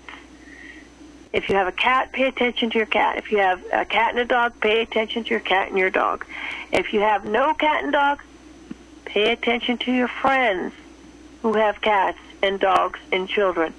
Pay attention to people who are paying attention. Understand something's going on. It's been going on for a while. You have a right to know. You have a right to be informed. Write down what you think you're seeing. Is this happening every single night at the same time? Is this happening at the same time of day? Is this happening during certain weather situations? Just pay attention to whatever you think is happening. Write it down, whether you do it pen and paper, on your laptop, on your phone, making a phone call. Call that same person every time. Say, hey, my kids are crazy. They're off the walls. They're so hyper tonight. Crap, what am I going to do? Or you might say, hey, my dogs are barking. They won't shut up. There's nothing going on. Yeah, it's so true. You might say, I'm getting dizzy spells. What's happening? I've seen this happen with so many people. I've seen this happen with so many people over and over the years, and it's so hard for people to understand that I smell and taste this. I get up here and I risk being ridiculed, and right now the air is killing me. My sinuses are burning. My head is on fire. You make this particular chemtrail type they're hitting us with right now just makes my head and my ears hot. and I have a throbbing headache, and it's burning my sinuses. It makes it hard to think. It makes it hard to focus, both physically and mentally. And I see these reactions in other people over and over. And I risk ridicule when I come out on radio shows and I post these shows on YouTube and I say, look, people, 1% or 2% of the population, whatever it is, we have a heightened sense of smell and taste. I don't say this out of pride. It has nothing to do with that. I mean, it has nothing to do with that or whatever. Even I don't even know if it's a blessing or a curse to have an extra sensitive sense of taste and smell. But I have to say this. I see people's behavior modulated in sync with the intensity of the air for the last 10 years. Ever since I first experienced this, I see their moods modulated. I don't have any pets in the house, but I've seen this happen over and over again. My own body feels the pain of it. My symptoms are modulated according to the particular chemtrail type that's on us at any given moment. It is absolutely the way it works. I've heard from so many people that wake up every 2 hours. That's the most common spray pattern at night. And it's not consistent every night, and it's not always the same because they do randomize it. But the majority of nights, a plume will land on us here and in other places I've been to for periods of time every 2 hours. And so you don't know how many people I've heard from that say, yeah, I wake up every 2 hours. None of this is just some coincidence. Everything has a cause. If you're waking up every 2 hours, there's a reason for it. So sorry, Kim, go ahead. I'm sorry I took over there like that. But I just want people to understand everything has a cause. Everybody's is being affected. And I'm just saying this because I'm telling you the truth. I don't care what disinformants say, what government-paid shills say about me.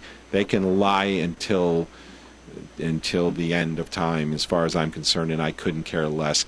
I am telling the truth, and I stand on this with everything that I am, with all the pain that I've endured, and all the suffering that I know all the people, animals, and all creation is going through right now because of this crime against humanity. Everybody. And I can imagine dogs and deer and elk and moose with their heightened sense of, they have so much more sensitivity to some of their senses. They must be in pain when a plume hits us, like we're under right now. Second horrible plume of the night. Yeah. In fact, I will tell you, the plume hit us before was between 8 and 8:30. Direct hit. It came upon us in 2 minutes. It must have been right overhead and dropped on us. This one was probably a little further upwind because it gradually built up in intensity, which means the edges became diffused over time. And what time is it now? It's a little past 10 to 11. This hit us about half an hour ago. So how many hours? What's the difference in time between 8 and 8:30 and 10:15 and 10:45? Roughly 2 hours with a 15-minute tolerance. When you can smell and taste this, you see all these patterns everywhere. And this is just one of them that we're experiencing right now. Go ahead, Kim. Sorry about that. Yeah, definitely. I mean, from what I'm hearing, what you're saying is that that's one area where you're able to see what's going on right when it happens. And then there's someone like me. I'm identifying some psychological and some behavioral changes.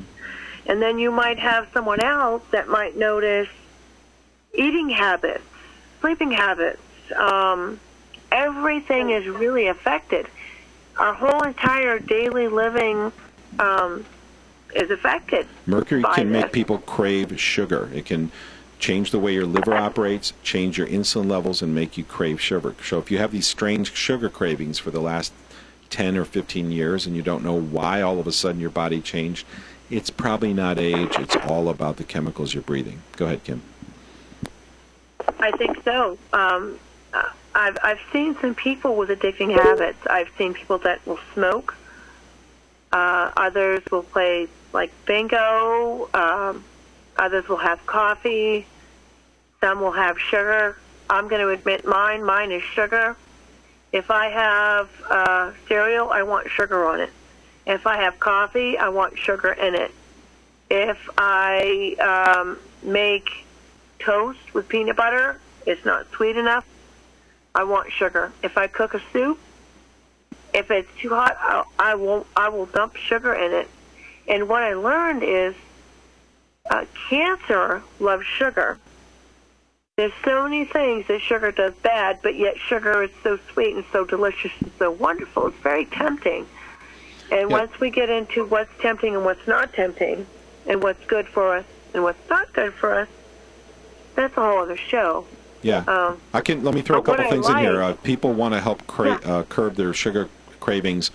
GTF chromium. Chromium, what happens is if you have chromium, if you have sugar, see, my mind is scattered. The air is just still getting worse. It is just, when I'm not talking, I'm literally holding my wet mask over my face because I cannot breathe the air for an extended period of time right now. I'm beginning to break a sweat right now from the pain. What was I going to say? Sugar. Processed sugar has the minerals removed. Your body needs chromium and vanadium to process sugar.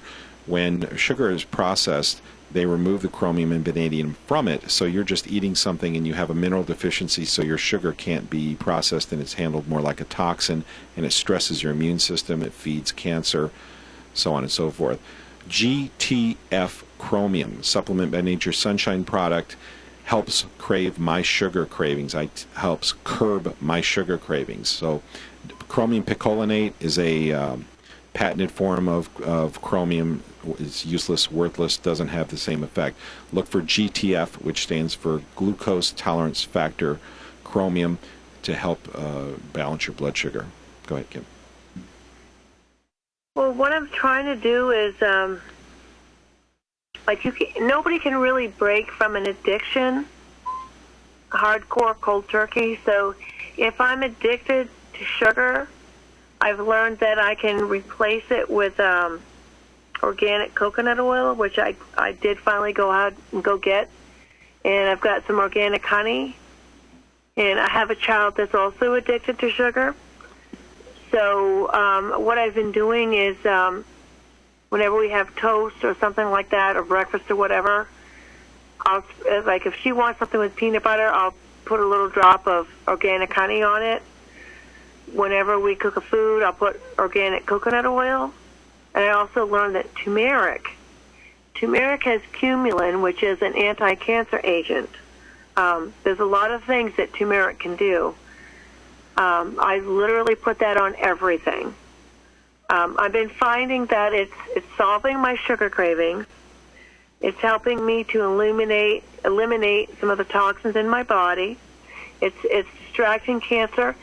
If you put cold-pressed coconut oil with turmeric, the coconut oil is the sweet which attracts the cancer. The turmeric will kill the cancer. So it's like inviting a flea to its own death, basically. There's a similar trick with a protocol called the Ludwig protocol. German scientists invented this, where you I know who you're talking about. Yes. Yeah, you actually, if you want a cancer protocol, you can mix. And I am so sorry, the air is messing my ability to remember up so badly. I've got such pressure right now; it's unbelievable. It's like you're spraying chemicals in my face right now, and it is just horrendous. That's why I'm sitting here struggling to even talk. Ludwig protocol that you just put in the chat room. Thank you for that, Kim. Ludwig protocol is where you mix cottage cheese, with the fat in cottage cheese, and what it does is the protein in the cottage cheese mixes with flaxseed oil, and it acts as a carrier and brings it to the cancer and helps break down the cancer. That's the basis of the Ludwig protocol. So look it up online. Basically, you blend together cottage cheese and flaxseed oil, and I would also recommend that people get maybe a little bullet. They call it the bullet, I guess, remember, that lets you mix drinks and stuff like that. Get some apricot pits, which are very, very high in amygdalin, which is a very powerful anti-cancer substance that the government has worked very hard to keep out of the public's mind. And powder, you can powder a few apricot pits, which have a very strong menthol taste. That is the B17. That is the amygdalin. and mix that in with the Ludwig protocol too for an extra boost to attack the cancer, that is. Go ahead, Kim. Yep, actually, we've been doing that for about a year now. I have a friend that had a husky that was diagnosed with fatal cancer, and I guess his dog had 6 months to live, and he started this protocol with her, and she ended up living another 3 years. But, of course, he did other changes. He had to pull her completely off of all GMO foods. If you look up pet foods, whether you have horses, goats, chickens, cats, or dogs, a lot of the grain that's processed is GMO grain, unfortunately. Even beet pulp, which my friend used to feed her horses. She's got some horses that have arthritis, different conditions. It's really tough to get a quality pet food. A lot of it has what they call animal byproduct, which is scrap floor, what we call scrap floor meat, which is hooves, hair, intestines, skin, skull, bones, stuff that you would normally throw out. It gets ground up, it gets fed back to the animals. Not healthy. That's like basically taking the contents of a morgue in a hospital and grinding it up and putting it in cereal to feed your children. Yeah. It's disgusting. You don't want to do that. Yeah, so it really is. The best way to fight cancer is to follow the different suggestions that you've heard tonight, but you've got to pull yourself off the highly processed food. Oh, gosh. As a single parent, it is so hard for me to do that. It's consuming to create meals, to buy fresh, healthy food, but you've got to do it. We have a farmer's market twice a week, and we went and bought a whole ton of zucchini, tomatoes, fresh-grown onions, you name it. We prepared so much food from just that one day. It's going to last us for 3 days, and we're going to feed our animals. We're going to feed our cats, our dogs. But basically, what cancer is it's just a situation where your body is accumulating something it doesn't need in a certain location. It doesn't need to be at. It's accumulating fibers that should not be there because we're consuming garbage. So we need to stand up and start making some choices about what I'm going to feed my family, what I'm going to eat for myself, how I'm going to get clean, get healthy, without shots, without pills, without injections. I'm going to protect my family. I'm going to protect my body, basically. Absolutely. Yeah, that's good. That's good. Well, there's a lot you can do against cancer, and it's been hidden from the public, so it's nice to come out and talk about some of these things. So what else is on your mind? Anything else you want to talk about? I would suggest to people that are looking for some alternatives on getting healthy to check out the community forums at Global Skywatch, because there you guys, you have a way, you can just type a word in the search engine. If you want to learn about detox, if you want to learn about vitamins, there's really a lot there. There's so many discussions already started. And then if you go to Orbis Vitae, Vitae, I believe how you spell it, there's even more there. You can order supplements, vitamins. There's a lot of different things that you can do to just, because the thing is, if your body is not healthy, if you're not sleeping well, if you're physically not fit, if you're not eating good and healthy food, everything we're talking about tonight is not going to be of any use because you're not physically able to stand up and give it a go. I mean, family first, you want to protect. If you're going to protect your child, if you have no children, you're going to protect your dog. If you have no dog, you want to protect your cat. If you don't have a cat, you want to protect your spouse. If you don't have a spouse, you want to protect the people you care about. There's someone you love. You care about yourself, you care about God, you care about you. You've got to be healthy to be able to do this. So you want to try to eat healthy foods, you want to detox, get rid of the garbage that's in you. But the thing is, the geoengineering, the sky that we're breathing, it needs to be clean air. The food that we're growing needs to be healthy and safe. Yeah. And spiritually, we need to be centered and grounded. I think those three areas we're going to be covering during our Monday night meet. Good.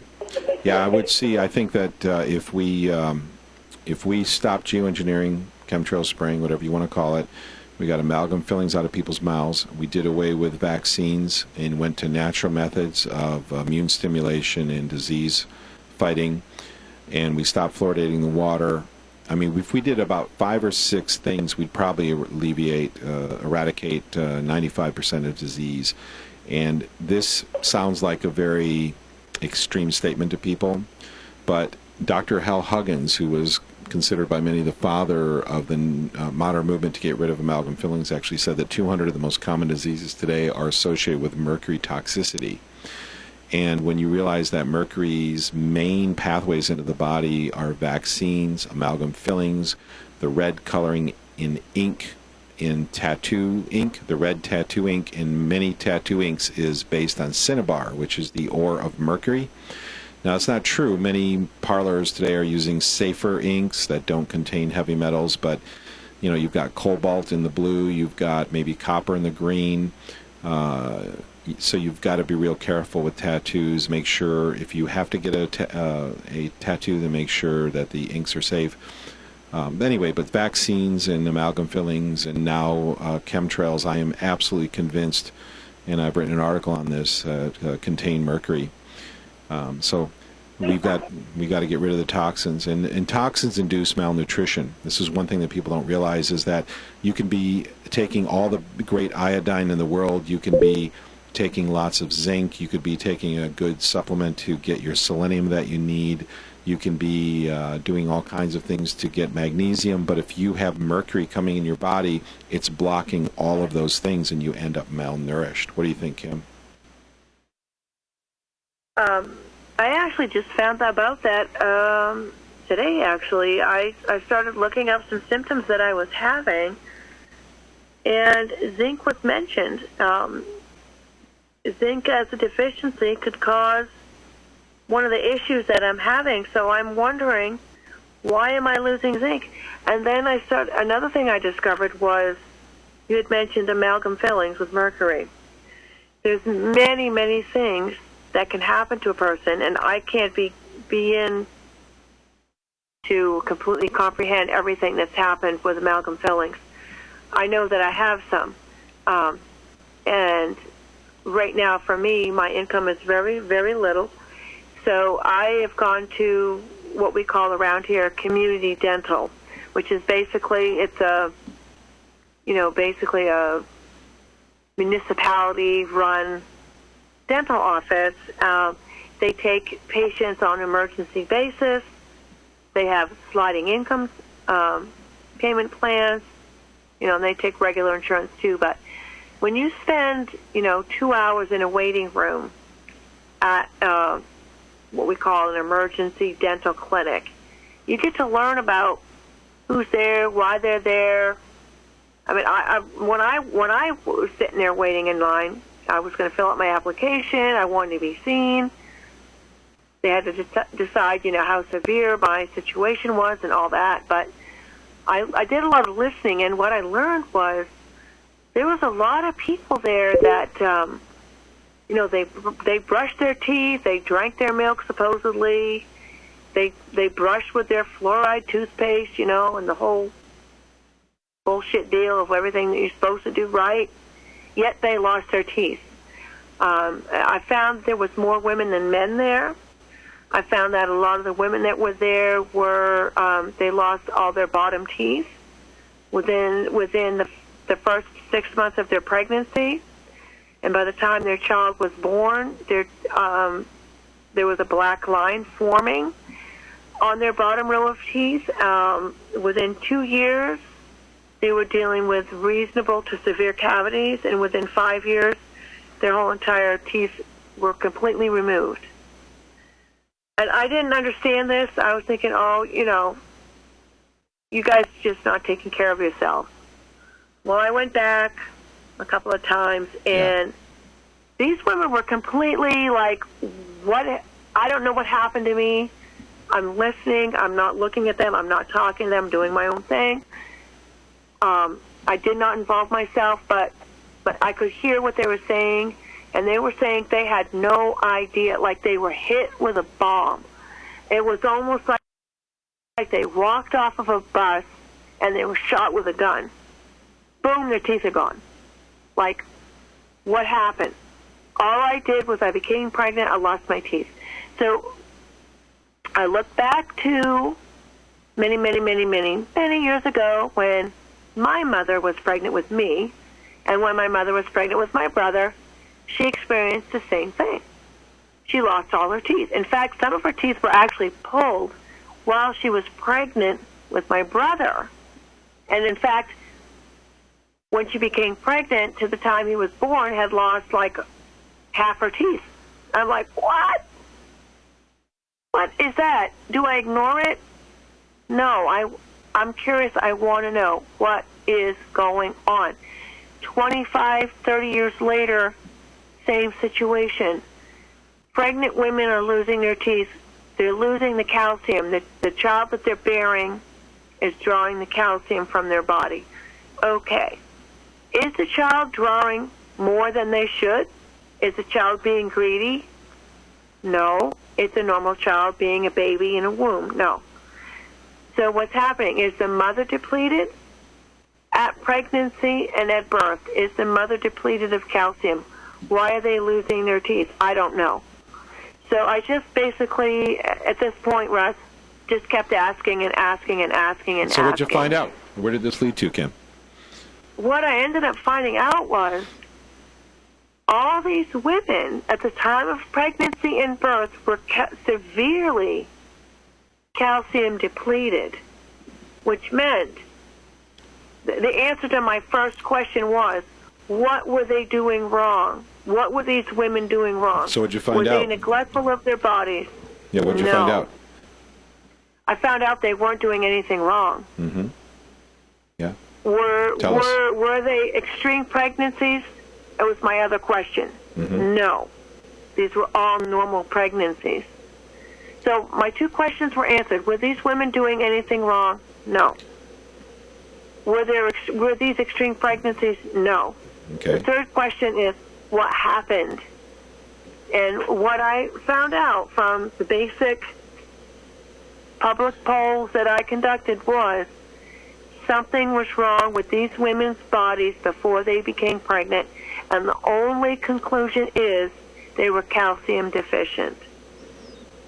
Okay. The only question I haven't answered yet is why they were calcium deficient. Well, here's why I would check for mercury. Typically what you'll find, there's a couple different scenarios you'll find in the blood of people who have calcium problems. And I want to share this with everybody because I'm going to share with you something else that's happening to me right now that is very, very serious. Well, it's not as serious as cancer, but it is. It's actually a nightmare for me, and it's related to this. Mercury blocks the metabolism of magnesium in your body. You cannot process calcium without magnesium. So what happens is if you get a blood test and you have amalgam fillings or you have some exposure to mercury, your calcium will come back high in your blood, and your doctor will look at that and go, oh, that's great. You've got plenty of calcium. Your diet must be good. The reason the calcium is high in your blood is because you're not using the calcium. And the reason you're not utilizing it is because you're magnesium deficient. And the reason you're magnesium deficient is because you're mercury toxic. But then the doctor will say, well, but there's not much mercury showing up in the blood, because mercury doesn't show up high in the blood until you're in stage 3, which is when you're extremely, extremely toxic. Most people who suffer from mercury toxicity, their symptoms, their high mercury doesn't show up in their blood for anywhere between 10 and 30 to 35 years later. So that's if they have amalgam fillings, and it's increasing and increasing. And in fact, the median age of people who actually discover they're mercury toxic from their amalgam fillings is 35, because it takes that long from the time they're a teenager until it builds up enough. And I have spoken to people who work at clinics and in labs, and they actually have told me 35 is the most common age. And the funny, ironic thing is when I called my lab, this is when I first heard this, I called a lab to have a serum compatibility test when I found out I was mercury toxic from my fillings. And the guy, the lab worker asked me how old I am, 35, I told him. And he goes, yep.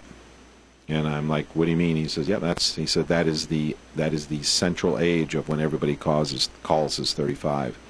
So magnesium is being blocked, and then calcium rises in the blood. Of course, mercury blocks zinc, mercury blocks iodine, mercury blocks selenium, which is important for the heart.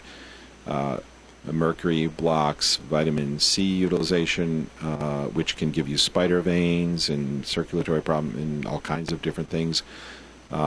Mercury blocks TSH, which is your thyroid signaling hormone. It blocks T3 production, which is your thyroid hormone, which is blocks iodine. So you might be taking enough iodine, but yet you have low iodine, low metabolism. You start to gain weight. All of these things happen to you. You don't know why. They blame it on age. It's not age. It's poisoning. You've been poisoned. And the people who are doing this know exactly what they're doing to you, and they know exactly what drugs to sell to you to try to keep you spending money and try to keep the insurance companies pumping money into their pockets. This is it is astonishing. I would like to direct, if you want to go to Orbis Vitae, in fact, let me open this up and I'll show it online here. Here's the Orbis Vitae website. I'm going to show it on the screen right now. The Orbis Vitae website has a ton of information. Please go to orbisvitae.com and take a look down here. Scroll down to the Mercury Detox Amalgam Filling Forum. Go in here. I wrote an article in here that's gotten tens of thousands of hits now. Look through this list here of articles. It's called Everything I Know About Mercury. It's got over 52,000 hits. This will open your eyes about how prolific mercury is today. Here's where it blocks selenium, magnesium, zinc, iodine, sulfur. Of course, sulfur is critical for joints. Why are people getting arthritis when they're middle-aged, or when they get dentures in, they start having dementia, arthritis, all these problems, because they're not metabolizing sulfur anymore. The mercury is stealing the sulfur, and even though their diet might be great, their body's not getting to use the sulfur. Biological effects. Here's the interactions with other things like antibiotics like tetracycline, doxycycline. A lot of kids are considered to be allergic to these antibiotics, and it's not really that they're allergic to it. What happens is tetracycline, doxycycline, and that whole class of antibiotics blocks glutathione production. And glutathione is how your body gets rid of mercury. So these children will be put onto these and have an allergic reaction, but it's really not an allergic reaction. What happens is mercury levels are rising rapidly in their body because their glutathione production has shut down, and so they are called allergic to these antibiotics, when really the problem is these antibiotics are shutting down their glutathione production, and so mercury rises dramatically and they start having all kinds of symptoms. And I would also wish parents would think about this, is that, you know, kids always are accused of having the air's getting better, but it's still bad, so I'm having problem pulling up these words, which is another mercury symptom, by the way. You have if you get inflammation in your brain, it cuts off circulation in your capillaries. You lose brain circulation and you can't recall things. Where was I going with this? Okay, teenagers start getting fillings in their teeth, and they start getting lazy, they start getting tired, they start getting ornery, they start forgetting to take out the garbage. You're like, what is wrong with them? And they blame it on hormones. They always say, oh, the teenagers have such hormones, they're not functioning properly, yada, yada, yada. That's what they blame it on. Well, actually, if you start thinking about it, it really lines up with the placement of amalgam fillings and extra vaccines around their teen years, and all these behaviors are associated with mercury. Here's the comprehensive list of mercury you've got, of mercury-based symptoms, everything from acne, allergies, apathy, asthma, autoimmune diseases, amyotrophic lateral sclerosis, ALS, ankylosing spondylitis, arteriosclerosis, acid reflux. Many of these I had when I was very mercury toxic, Alzheimer's, aneurysms, anxiety, all kind. This is a big list. So anyway, I would encourage anybody who's interested in the profound effects of mercury to visit this article and check it out. Go ahead, Kim. Sorry to interrupt you. Thank you. I appreciate that. I mean, there's so many different things that once mercury is induced into the body, so many things can be happening. And so I think that, getting together, what I really like about the Global Skywatch forums is that you can kind of discuss anything you're really interested in. I mean, you might know a little bit about mercury, you might know about child behavioral problems, you might know about vaccines. That's what I kind of like about also the Facebook groups that I go to. What I like about the Global Skywatch group is I'm more interested in weather than I am a lot of the other stuff that people like to talk about. I watch weather patterns. I look at weather maps. I'm into that. I can help people when they ask questions. But then I kind of participate a little bit here and there with the vaccine group. It's called VRM, Vaccine Resistant Movement. And they're talking about infants with no vaccines at all. And they're describing what they're experiencing. And they'll talk about infants that, have like 10 shots, before they're even 3 months old or whatever. I just, oh my God, it's disgusting.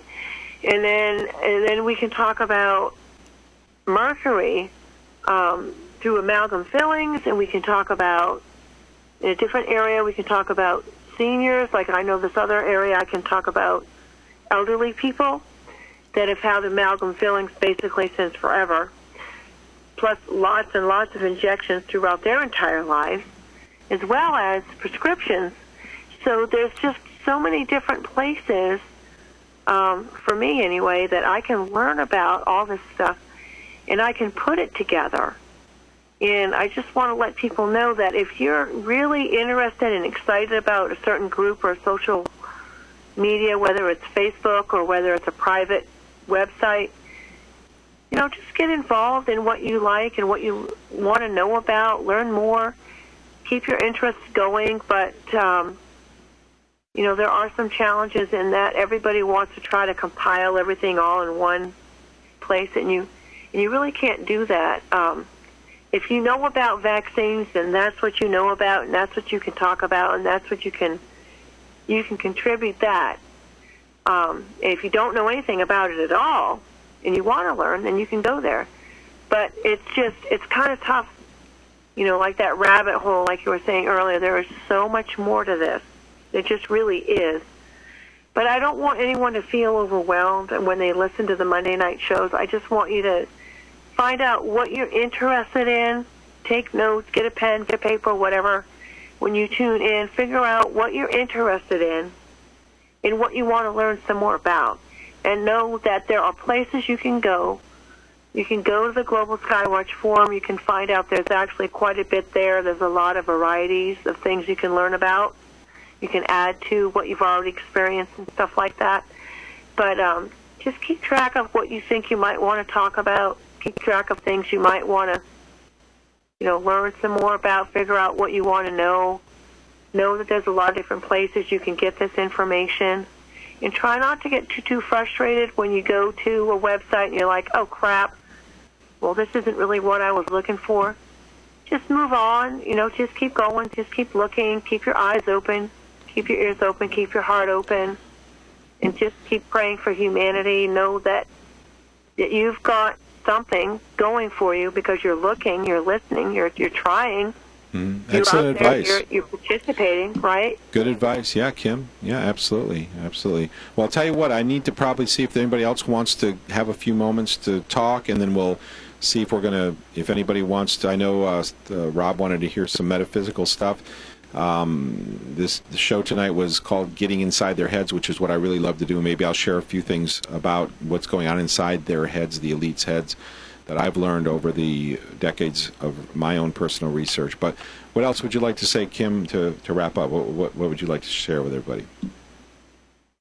Just to basically listen in to the rest of the show, write some ideas down, things that really excite you, things that motivate you. If you don't get a chance to talk, just write down your thoughts, share it with a friend, call somebody, write an email to someone that you think is interested. Keep it to yourself, write it on a piece of paper, know that we'll be back next week. And stay focused and know that you're playing a part. That's all. Excellent. Thank you for that, Kim, and thank you for all the work that you do. Kim volunteers so much time to this cause at no profit to herself. So I am very grateful. She does an incredible job at keeping our groups running, and to her and to the other administrators, I am very grateful. So thank you, Kim. You're welcome, and we love you, and we fully support you, and we know that you're suffering, and we know that you're here for us every Monday, and we're very, very glad that you're doing this, and pray for your health and your healing as you get through all this difficult time and all this horrendous spraying. I'll talk to you soon. Thank you, Kim. I'll be listening in. Thank you so much, and everything right back at you. Thank you for everything you do, and great amount of appreciation for what you do. I know it's getting late, and we're losing some of our listeners. We haven't even gotten into the substance that I wanted to get into yet. So let me just I want to give a phone line opportunity for anybody else who wants to speak up. You all have so much interesting stuff to contribute that I couldn't possibly contribute. So if there's anyone else on the call-in console, and remember, if you ever want to get the phone number, just go to globalskywatch.com/live, L-I-V-E, all small letters. I also want to call your attention to Orbis Vitae website. Here's the Orbis Vitae website on the video stream right now. Check it out, and I want to recommend at the top of every forum, go down into a forum. Here are these movies I was talking to you about. There's a movie called The New Age Infiltration of the Truth Movement. Incredible video, one of the most important videos ever made, in my opinion. Another movie called Aquarius, The Age of Evil. That also is one of the most important videos ever made. You have to watch it if you truly want to understand what's going on in their heads, which is one of my most important favorite subjects to cover, and I think one of the most important.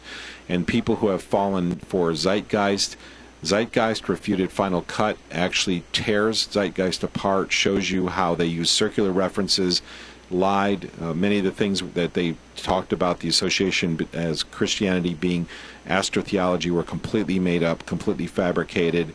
They're complete lies because they're trying to defame Christianity. A few things I want to share. There's so much that I want to share. I want to be able to back up a lot of the information that I provide, and it takes time, valuable time, to research these things. I've researched them, I've collected the information, but when I present them, I prefer to present them with the references, so you know where it came from.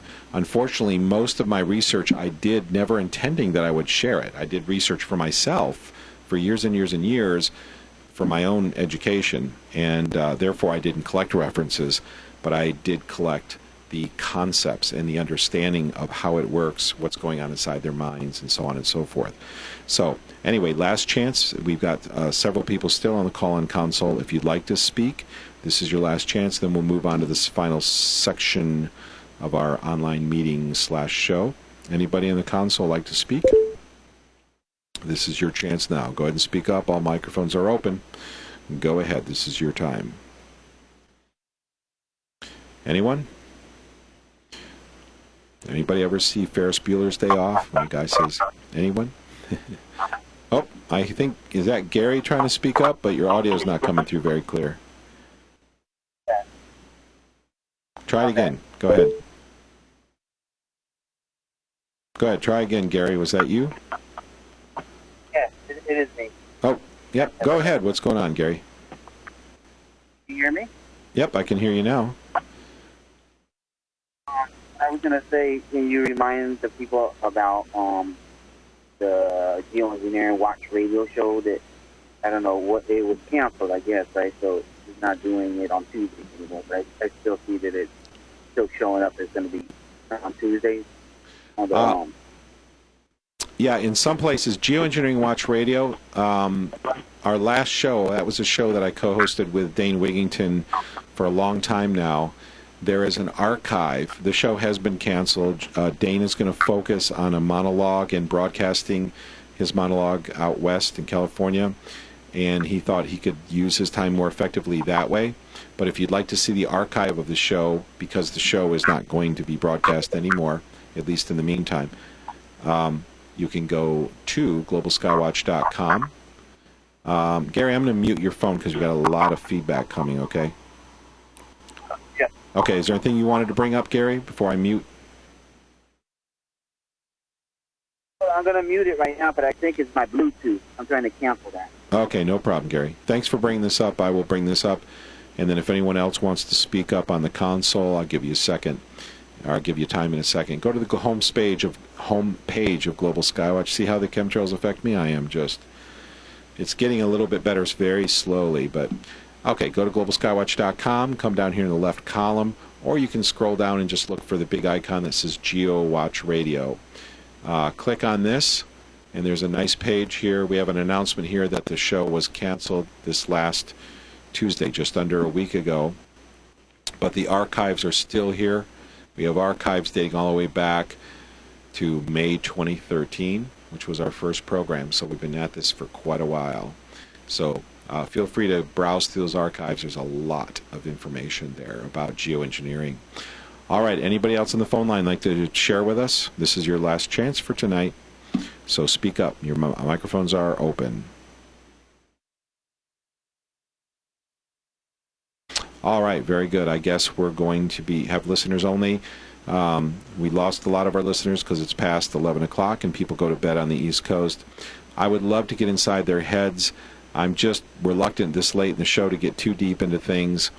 Do we want to, maybe next week, we'll limit the time, maybe perhaps for phone calls. I don't want to limit it too much because I want people to have an opportunity to speak, but at the same time I want to get into this more in-depth information about what's going on in their heads.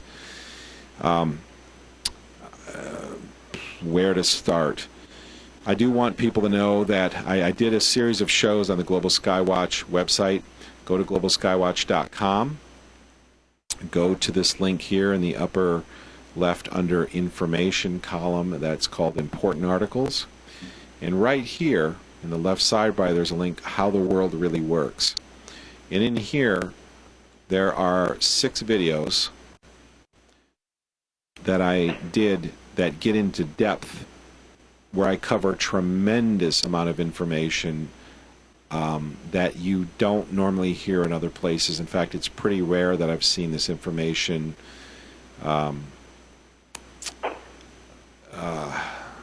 in other places, and that's what propelled me to do this back in 2013. I see somebody, Kathy, on the chat room really wants to hear what's going on in their heads. Well, let me spill the beans a little bit. I'll whet your appetite for next week, which will allocate more time for this. It's getting tired. The trails are really bad. But really, what's going on? What is this about? This is all about power. And what makes it confusing, there's a lot of confusion about what the elites really think and what they really believe. And this confusion comes from the fact that the lie is different at every level.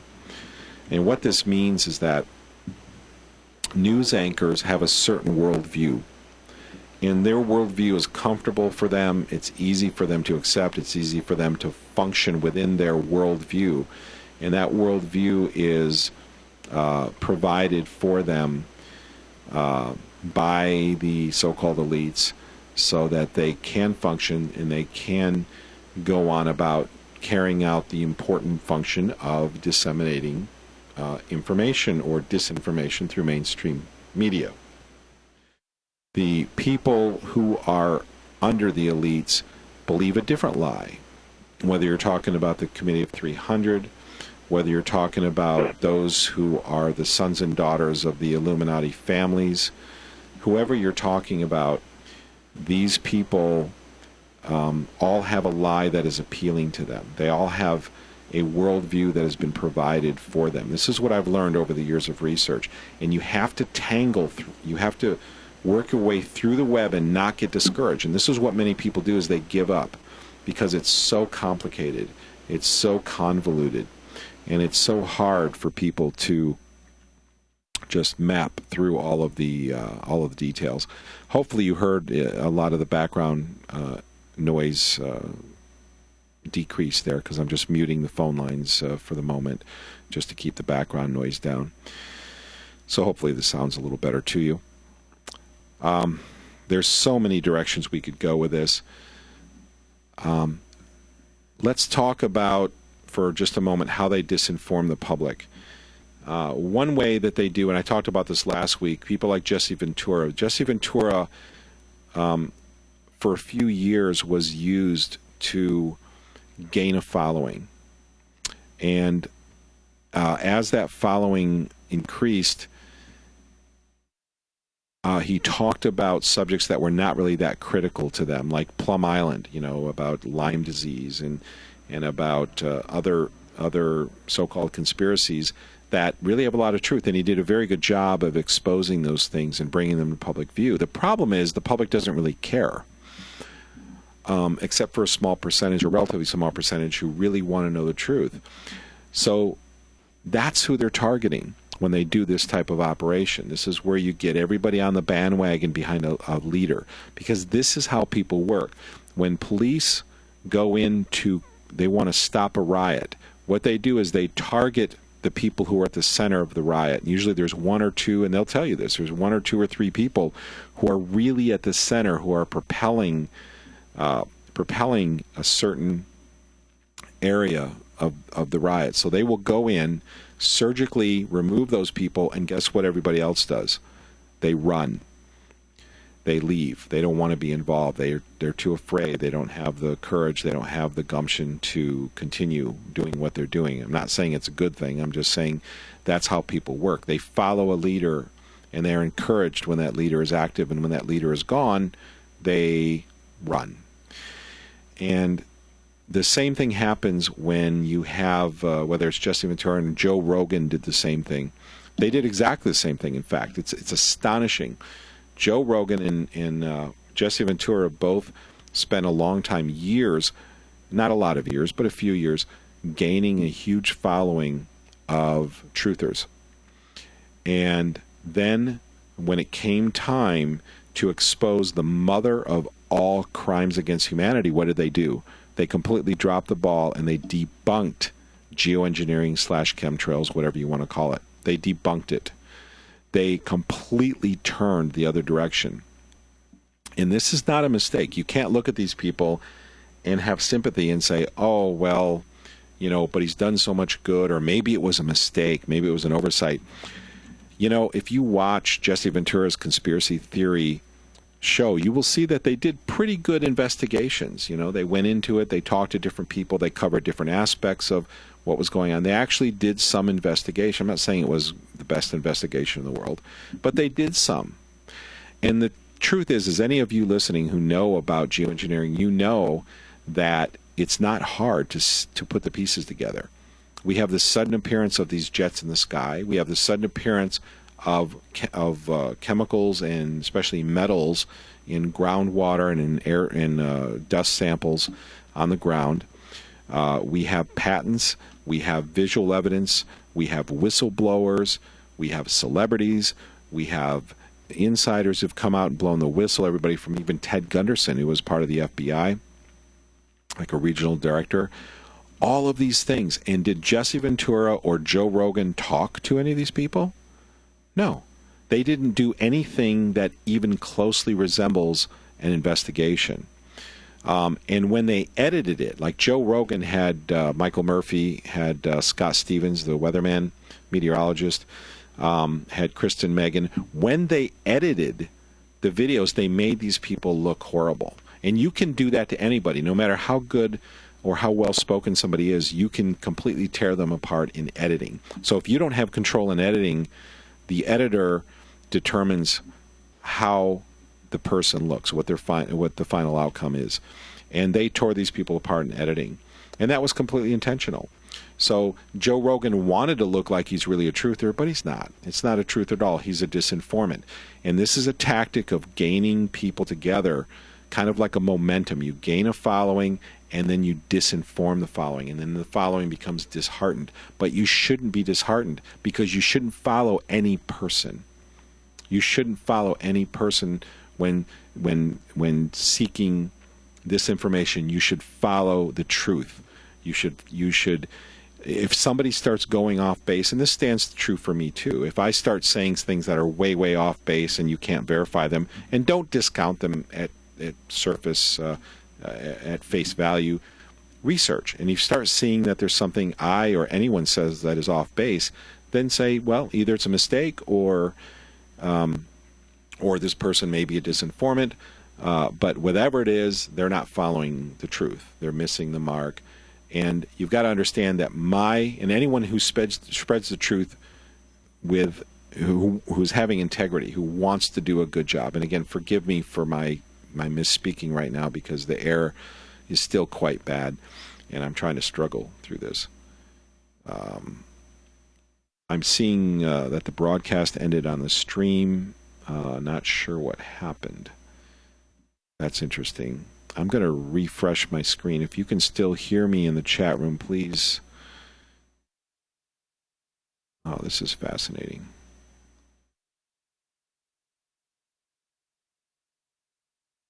Wow, okay. I don't know if you can still hear me on the stream. The stream apparently went dead. I see nobody there. The whole event has no posts now. Wow, this is interesting.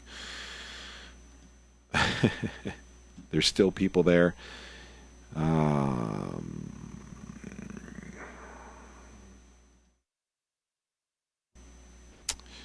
right, let me see if...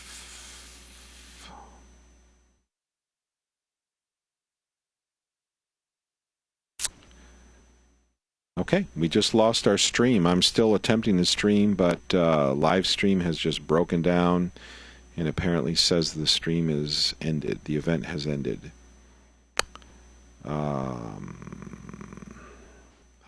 Wow, interesting timing too. We're just getting into some good stuff. Well, I'm going to attempt to see if the stream will start again here.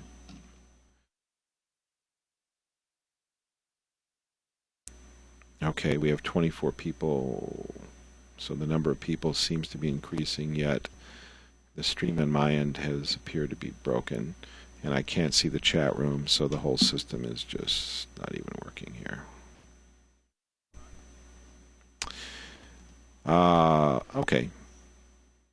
Is there anyone in the anyone on the phone who's actually watching the live stream? Can you tell me if it's still working or not?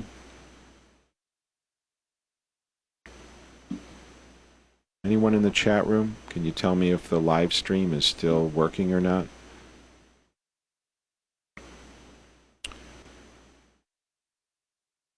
Russ? Yeah. Oh, I can hear you. Okay. Is the live stream actually still working, or is it not working anymore on livestream.com?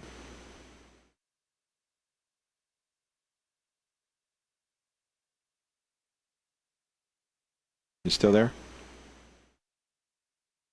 Gary? Me? Yeah. Hello? Yeah. Yeah. Can you hear me? I can hear you. Okay. Is the live stream working? Do you know right now, or are you not watching the live stream? No, I'm not watching my stream. I'm on the phone. Okay. Well, it looks like the live stream just died. Not sure if Kim can see it. Oh, if people knew what I go through to make this happen and the time I put into this. Yes, it appears there is no live stream. It appears it just fell apart. Well, let me publish this, and then I'll start another stream, I guess, and we'll just do 2. All right, so let me stop and publish the stream. We'll see if we can get it going again.